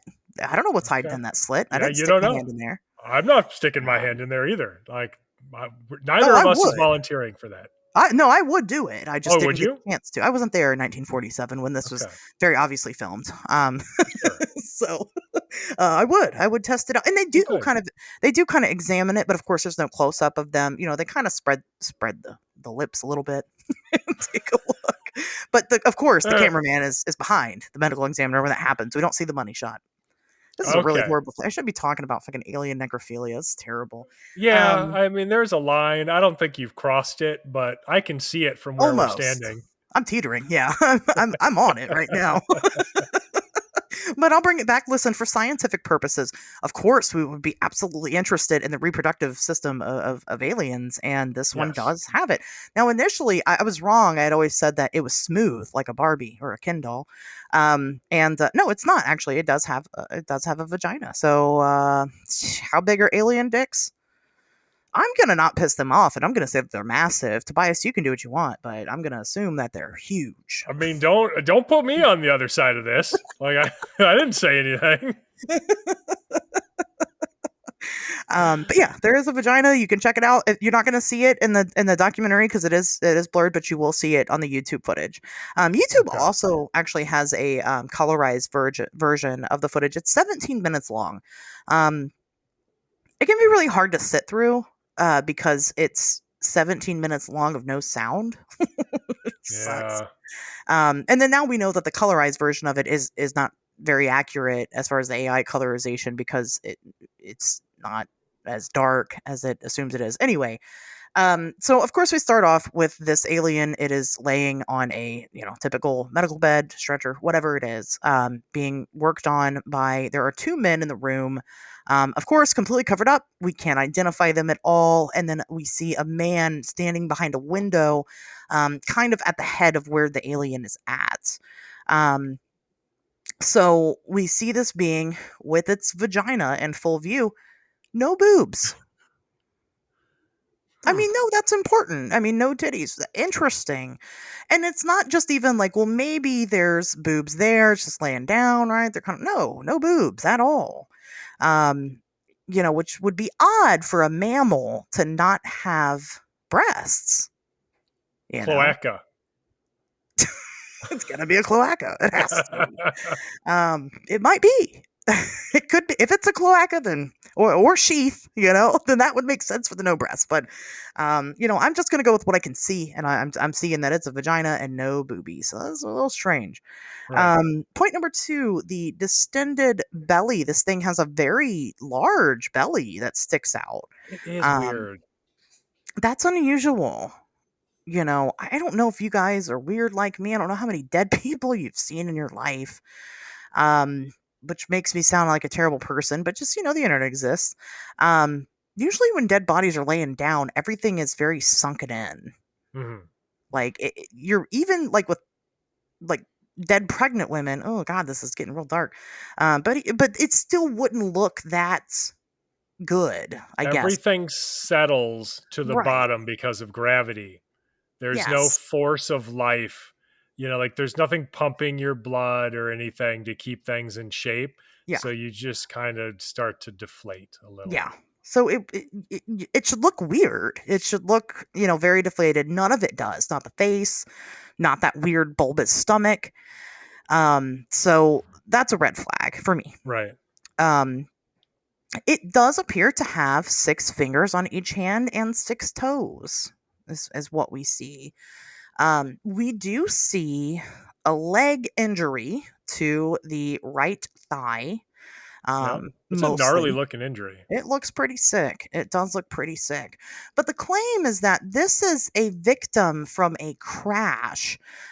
So it got killed because of the leg injury. I mean, it's a fucked up injury, but you could just cut that shit off, right? And then keep filming. Well, you could. Wow, you just cut your leg off? It could have maybe bled to death. I don't know. That's a big ass leg injury. And if its body is anything even similar to a human's, we have all kinds of major fucking blood vessels and shit that if they get severed in your leg, you're fucked in seconds. So I don't know. I think a devastating leg injury, it could have bled to death or something. I think it's weird that it was in a crash and that's its only injury. It. Right. That's the only thing. There's no bruising anywhere else on the body, or anything like that. Usually if you're in a horrific crash, yes, could its leg have gotten stuck somewhere? Sure. But if you were in and then it bled to death. But if you were in a really bad crash, you would have more than just the leg injury. You'd have a gash on the head, or there'd be more to it. And there's just not. I would expect some contusions at least, bruising, something. Yeah. Which, is a big oversight when it's fake, right? You guys should have thought that one out, but whatever. So of course they start cutting it open. Now I can't say what practices were for autopsies in 1947. I wasn't there. But the way that they make these cuts are kind of strange. Like they cut all the way up from the back of the ear and then like come down, and it just looks in like the classic Y, but back of the ear on both sides. It just feels like that's extreme. They don't usually cut that far up, but, but again, if you're autopsying an alien, maybe you do. But when they actually open it up, they're not actually like looking in the neck or anything. So I don't know what the point of that was. Well, there's been some criticisms too of the specific like surgical techniques, including like how they hold the scissors. Like they don't hold the scissors right. Yeah. Because you're supposed to use your middle finger on like the bottom, circle in the scissors handle, and then use your pointer finger to stabilize the scissors. Like that's how a real surgeon would do it, but they just hold them like they're fucking kindergartners cutting up construction paper. Yeah, there's a lot of discrepancies about what this looks like at the time. I didn't go into, again, I would have to know what autopsies would look like in 1947. We've come a long way since then. So who knows? Maybe that was correct for the time. Maybe that's what they did. But they do open it up, and but the one thing that people really take issue with, and I do too, is that when they do finally open up the cavity of the torso, it's bleeding. And like Tobias said, when you die, everything just kind of settles. You're not pumping blood anymore. Dead things don't bleed. Not like that. Maybe you cut it on the bottom where all the blood is settled. Right. Like if you were to cut it open and then turn it over, like all the blood would come pouring out. But this is like still like it has like blood dripping down its sides, and Stan Winston even commented on like how that's an awesome effect and whatever. And like, yeah, right. It is an awesome effect to the effect that it looks good. Yeah, right. It looks awesome if you're making a movie. Right. But it's not accurate. It doesn't work that way. But again, alien body, who knows? Maybe they do bleed after they die. I don't know. I mean, they've got a cloaca. Anything goes. Anything goes. I just love saying that. I love it so much. Cloaca. That's the theory. If we can't identify the genitals, it's got to be a cloaca. So then, of course, they get to the head. They open up they cut open the skin of the head. They take a saw to the skull, right? Removing the skull cap, pretty typical. They take the brain out. The brain is weird looking. Well, it's sheep brain. Right. So that's why. And then they do something that bothers me so much. Because I'm one of those people. They take a look at the eyes, and the eyes initially are black, right? They're completely black, and then they remove the film over top of the eyes, like you would like a cornea. And it's wearing lenses, right? The whole thing comes off in one piece. Our cornea does not do that. No, I think it's supposed to be. And this, honestly, I thought this was a nice touch. I think that they are addressing the all black appearance of aliens' eyes in witness descriptions by claiming in their fake autopsy that they're just lenses that the aliens place over their actual eyes, which are otherwise normal. Yeah. And people have actually, since this footage, now whether or not it's directly related or not, it probably is. Other people in the UFO community have written extensively about the lenses over the eyes and what they do. So this was something that ended up living on in the lore, like further. And again, did they take it from this directly, or is this just an original theory? Maybe a little bit of both, but probably mostly they took it from this directly. But I do agree that was an interesting touch. It just bothers me, the eye thing. Ooh. Yeah, I mean, like, it's gross. I don't like things touching my eyes either. No, I hate that. But then of course the eyes look very normal underneath the film. Yeah. Which creeps me out even more. Ew, how great. Yeah, they're all like rolled up, and imagine a gray alien with normal fucking human eyeballs. Ew. Ugly. No That's wonder true. why. Nobody wants to see that. I think the film is just like a very advanced form of sunglasses. Because, like, sometimes I go into places, right? And I still, like, I like low lighting, right? I want to go into the grocery store with sunglasses on and people don't think I'm fucking weird, you know? I have prescription sunglasses because I wear Oh, glasses. your glasses, yeah. Yeah, and so I have prescription sunglasses, and sometimes I just can't be fucking bothered to take them Right. off and put my regular glasses back on before I go inside someplace. And so I just wear my sunglasses. Nobody has ever said anything, but if they did, I'd just be like, "They're prescription," and then that person would be devastated. I feel like a dick. Yep, they'd be like, "Oh my god, I'm so sorry," and I'd be like, "Well, that's fine. Pay for my groceries." It's Right. yes, it is the least you can do. How dare you? The minimum that you could do. Oh man, I skipped over a very important part when they were cutting open the torso. So when Oh. they cut open the torso, again, big bulbous stomach, we don't really see that there's any reason for it to have such a big bulbous stomach. Well, there's a bunch of bullshit just kind of randomly thrown in there. Yeah. But there's no there is a bunch of bullshit in there. What is it? I don't fucking know. It's fucking, I don't know. It's Well, their this is the best part. Like, it's quality just stuff. thrown in and none of it's connected to anything. So it literally looks like if you just had a bucket of chum and you just like dumped it in this thing's fucking torso. Yeah. Like it's just bananas. It's a big pile of fucking bloody garbage in there is what it is. And none of it makes any sense. You can get like an alien autopsy doll. You can pretty much get an autopsy anything doll anymore. Like a cute little stuffy, but you can open up its stomach and take all the organs out. It's like that, right? It's just floating in there. Yeah. I mean, which I think they mention it in the documentary where the guy's just like, hey, doesn't seem to be much connective tissue. Yeah. And I'm just like, yeah, it's almost as if it's just a bunch of random shit from a butcher shop that just got thrown in there to make it look like this thing had organs. There's not even like a rib cage. No. Which it has like a rib cage shape, right? It's shaped like us. I mean, where the fuck is nothing is protecting these organs for, no wonder it died. Yeah, right? That thing's got to be fragile as shit. It doesn't have any muscle. Right. There's no bones to protect vital organs. Like, what the fuck? It's just useless. I mean, really. Poor little guy. Yeah.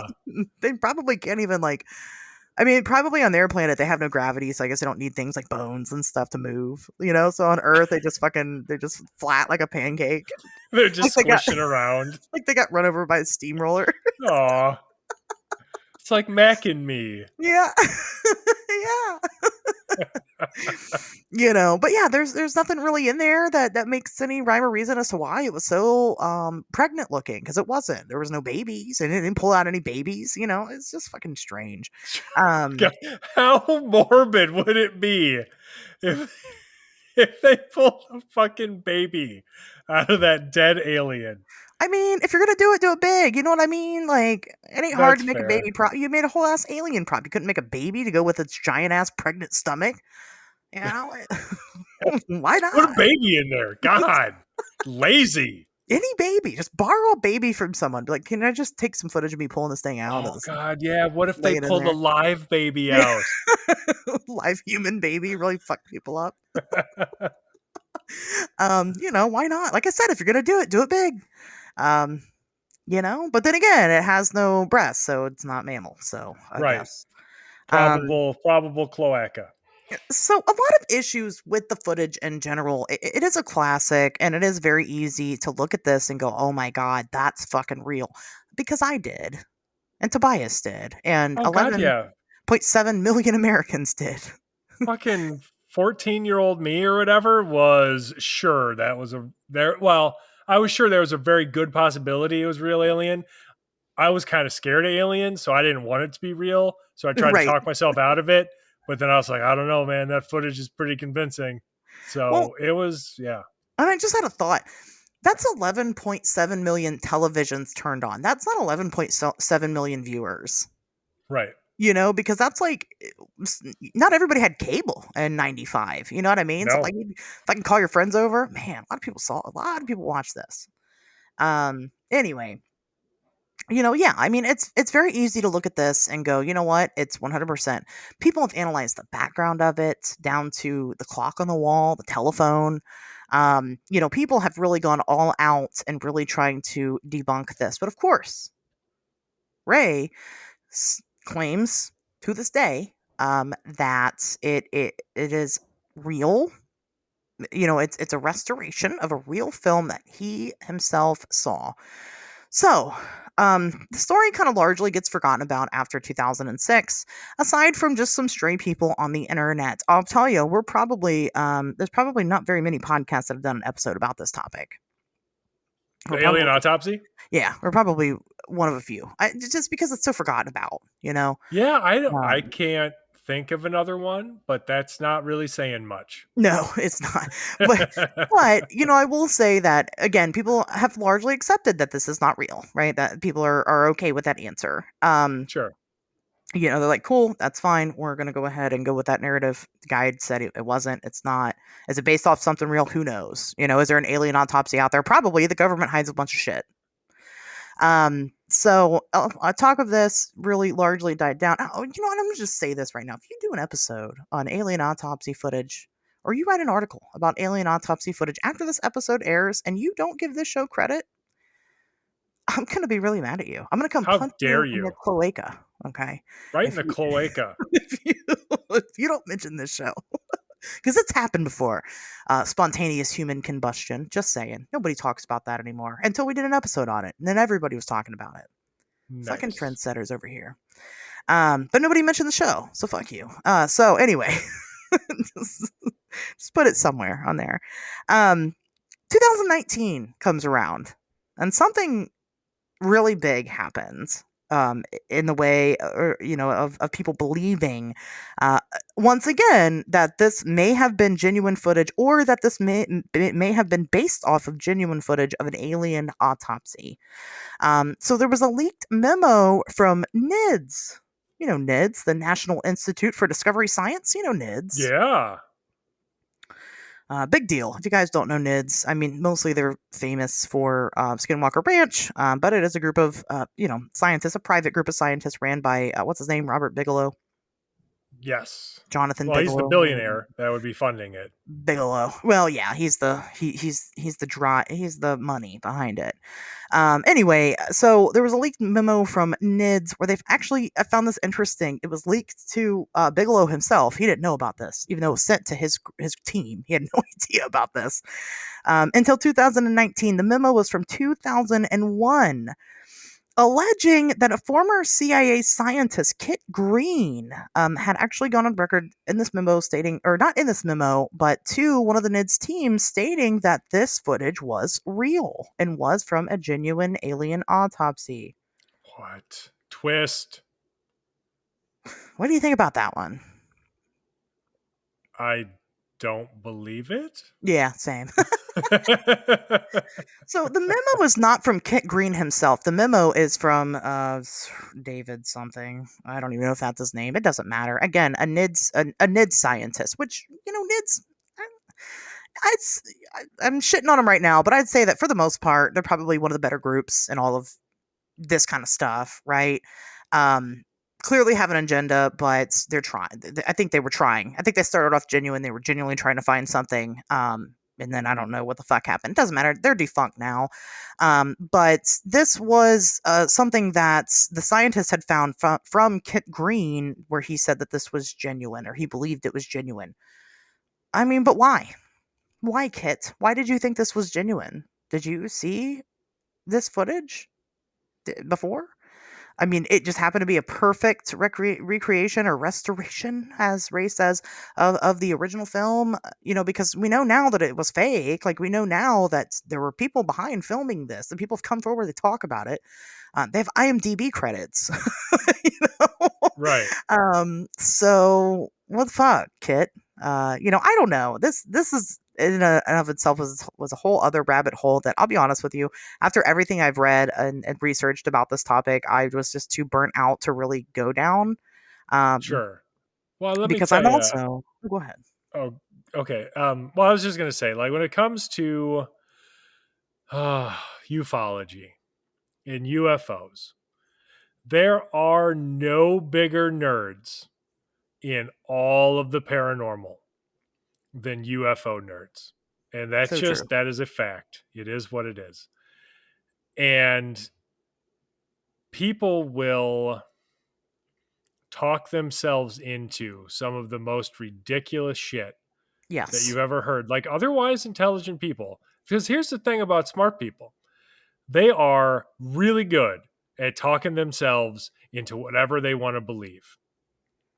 And so you see that a lot. Like when you were talking about people poring over like every square inch of this footage and evaluating like literally everything in it, I was just like, yeah, that's UFOs for you. Like Yeah. that's what fucking UFO enthusiasts are going to do.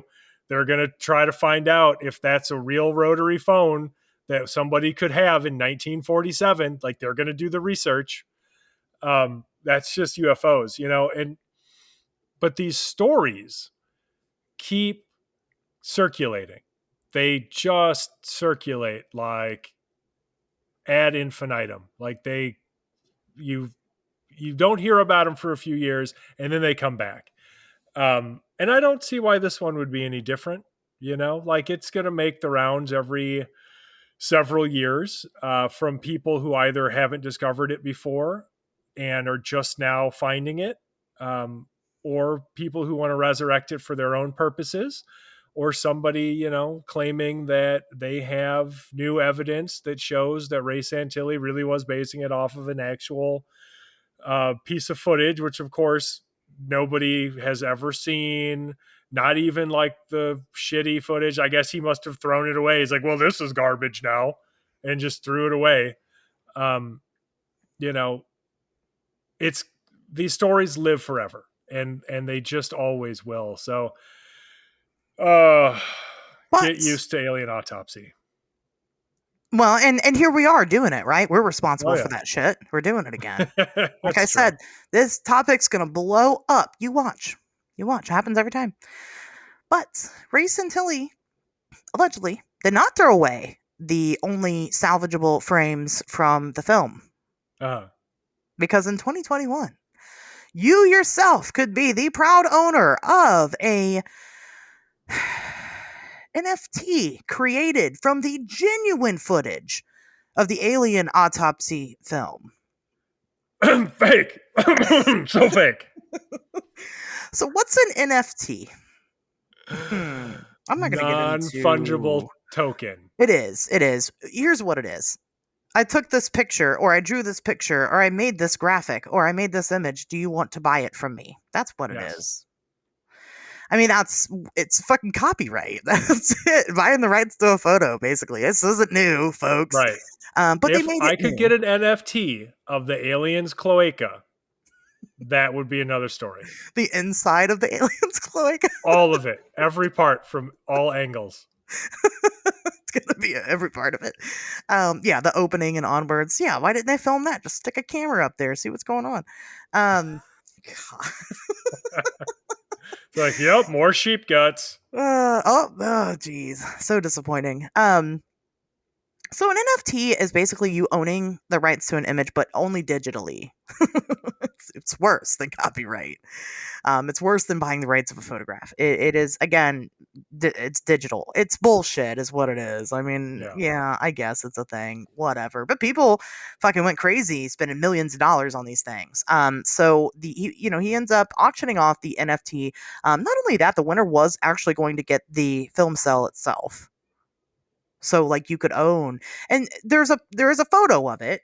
And if you've ever looked at film cells and what they look like, they don't, they're not full color or anything like that. No. It's so fucking uncanny. It looks exactly like the alien in the footage that we see, the restored footage. What? It's almost as though he kept the film that they shot in the 90s and he's selling that instead. But Ray Santilli wouldn't do that. He wouldn't do that. He's been so honest this whole time. Oh my God, I skipped over the most important part. We'll get back there. So we're gonna backtrack a little bit. We suck at timelines. We're just the worst about it. Yeah, it's fine. It happens as long as we get it out there. It's fine. Yeah. But he put this up for auction, and it was actually getting hits. Like people were actually buying, like trying to buy into this auction. But the website that it was posted on did end up suffering a DDoS attack. which I'm seeing is not necessarily an actual cyber attack where somebody's being aggressive, but rather it was the traffic on the website crashed it. Basically, the website crashed in the middle of the auction, so nobody got it. And then he didn't try to sell it again after that. So that's kind of weird. I don't know what happened. People were interested, and then it just fucking went to shit. So there's that part. He was going to cash in on this thing, and I think it got like the auction was like upwards of like $1 million, or it started at $1 million. I mean, it was like crazy high to buy a digital image. Well, I guess you got the film sale too, so there's that. But again, people were interested, and then it never happened again. So I don't know, if he plans to try to resell it again or what the deal is. But if you wanted to own genuine Alien Autopsy footage, that was your chance, and you missed out, everybody. Men in Black got to him. Cover up. It's clearly the Men in Black. Obviously the Men in Black. Who else would it be? It was the aliens' grieving family. Aw. I shouldn't laugh about that. I'm a terrible Right? Then you're like, haha, stupid dead alien. Yeah. You had a family that loved you. Aw. Yeah. Anyway, the important part we skipped over, the fucking cameraman video. We didn't talk about what happened. Oh, yeah, no, that is the best. I even said that was my favorite part. So fucking Ray Santilli, right? Oh my God. So there's no cameraman. The cameraman doesn't fucking exist because Ray just made him up, not a real person. But he wants to make this video proving that the cameraman is a real person. So what do you do in that situation? Well, you do the only thing you can, and that's go pay a homeless guy to pretend to be the cameraman who fucking filmed this in 1947. Yeah. Oh my God. You can't make this shit up. But it's based off of a real film of an actual alien autopsy that Ray saw in 1992. If that's the case, then the cameraman should also be real, and he wouldn't have to pay a homeless guy to pretend to be him. Yeah. Yeah, the whole thing is just so obviously not real. And that's disappointing to me because I wanted it very badly to be real, especially at that age. There was just something... Or at least still mysterious, right? Yeah, Not at solved. least something, yeah. And the other part that I think gets glossed over is, look, Alien Autopsy Fact or Fiction is basically two documentaries mushed together. You've got one on Roswell and you've got one on this alien autopsy video. And the Roswell one, I think, has done a huge disservice by being included with the alien autopsy video because the people interviewed for it are by and large legit. Yeah. And they deserve better. Yeah. I agree with that. Like the idea that this bogus fucking video created by Ray Santilli and John Humphreys and whatever. And I don't blame, for the record, I don't blame Humphreys at all. He's a special effects artist. He was doing his job and he did a really good one. He did a great job. It was Ray Santilli that sold this as a lie, So if you want to blame anybody, blame Ray. But like the idea that fucking video could or is discrediting the testimony of the witnesses and investigators that they interviewed for the Roswell event just gets my blood boiling. They had Kevin Randall's, Stanton Friedman's in there. Yeah. The witnesses we already covered, but they deserve to be heard. Like, these are people that deserved better than Alien Autopsy Fact or Fiction. Yeah, I agree. It is a great watch, though. I'll tell you It that. is fun. Go ahead and watch it. I mean, it's already out there. You might as well watch it. Check it out. Yeah, no, it's fun. It's a lot. Well, and that first half is great. It really is right on the money. Of course, there are people to this day who believe that Ray Santilli's telling the truth. Because they want to believe that there is video footage of an alien autopsy out there. Some people think that he was threatened to say that it was fake, that this is real, and he's just saying it because Men in Black. that he was paid off to say that it was fake. Some Right. people think that just what he said is true, right? It's just true. He saw this and he recreated it, and that's a fact. Sure. And so you have nailed precisely why the same stories circulate endlessly Yeah. throughout ufology. Yeah. Oh yeah. And it's because in the mind of a conspiracy theorist, there is no solved mysteries. Yeah. And that is to say, there are no mysteries with rational explanations. They're all fucking mysterious. There's always potential at minimum for some kind of paranormal element or explanation, because you're right. It's so easy to just say, oh, well, that's what they want you to think. It's a cover up. Right. It's a conspiracy. You're being misled. And it's like, well, if the only available evidence is misleading me, then fuck. I guess I'm just going to be misled then. I don't know what to tell you. Yeah. Yeah. I mean, it goes as deep as to say that the 2006 movie that came out, which I did not watch for this episode, but I want to now, because actually it has really good reviews and it sounds hilarious. People are saying that this was an attempt to cover up Google searches. So, like, if you Google search Alien Autopsy, you're going to get that movie first and not the actual Alien Autopsy footage or anything about it. Which I think is technically true. Actually, I don't think it is. I think it is. No. Let's Google it right now. See what Yeah, happens. you get the autopsy footage like right at the top. It's super easy to find. It's not hidden. No. And then on top of that, YouTube, right? They're covering up the actual video, the actual alien autopsy footage. It's not just Google alien autopsy footage. Like, yeah, it might not be the very first thing, but that's usually due to YouTube's strict graphic content, restrictions. It's age restricted, right? So it's not going to be at the top of the list, but it's not hard to find. Like, it's on the first page. It's there. Yes. So, but that's what they've convinced themselves of that, even though we know that that's just simply not fucking true. And you can prove it right now. Pull your phone out, Google it, alien autopsy footage. What comes up? They don't care. They want to believe so badly. And, I get it. I understand. But Tobias and I would both be very bad at our jobs if we did not look at things through a critical scope. And if the guy says that he did it, Tobias, that was one of the first things you said to me about this, about doing an episode about solved mysteries, was that solved is subjective. And you're absolutely right, it is.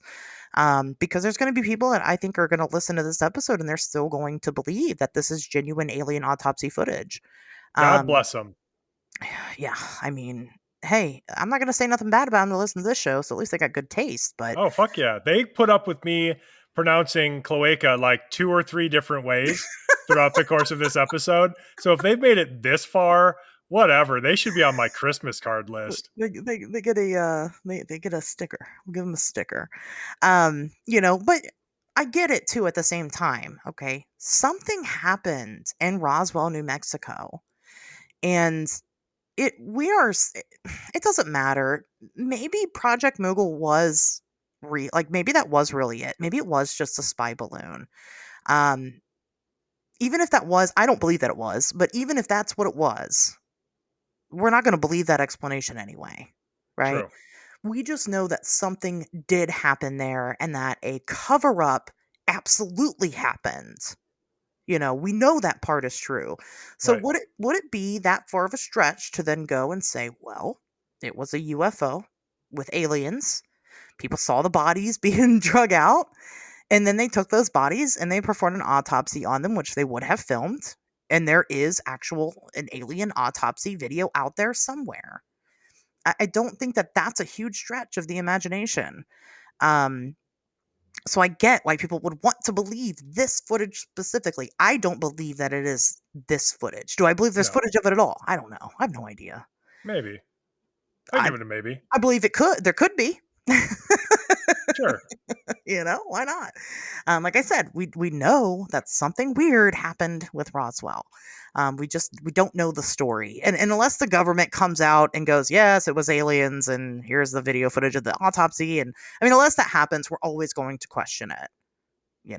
It doesn't matter what they say at this point. Even if they said, yeah, it was a UFO, it wasn't manned by anything but robots, I think we would still be like, but people saw bodies.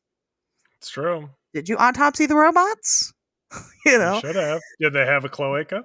They probably did. Did you put a camera in there? That's You can get one of those. I'm just gonna stop now. I'm gonna tell you what you can get to put in your cloaca. If you have a cloaca, I'm sure you've already experimented plenty.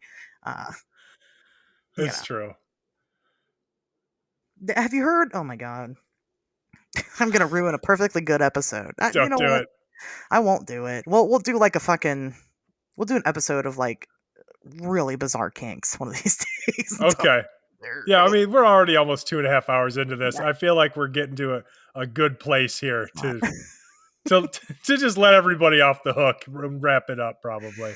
Yeah, I don't want to make you guys physically ill, even though you might be after watching. I mean, the video itself is pretty graphic, so I mean, it is. Who knows? But yeah, so again, is it subjective that it's solved? Absolutely. That's why the title of this episode is quote unquote solved alien autopsy, and I think that's how we're going to keep it when we talk about other solved mysteries in the future.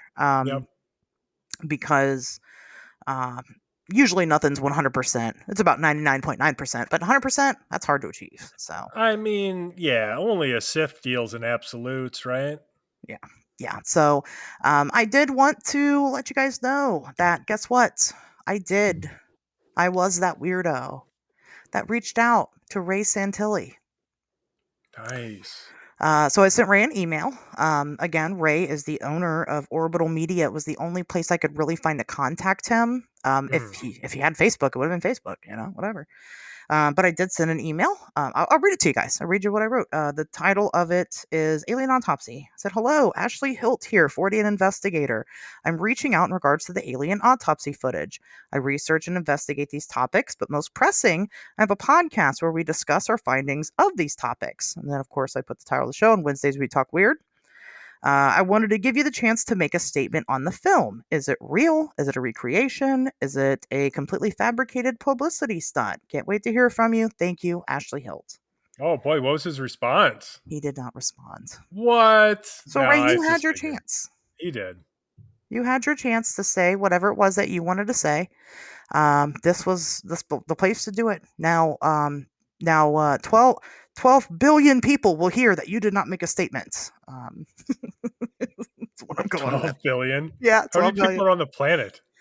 8 billion, right? But okay. But so 1.5 times as many people as are even on the planet. Well, there's also, we don't have a population count for inner Earth, okay? That's true. Hollow Earth.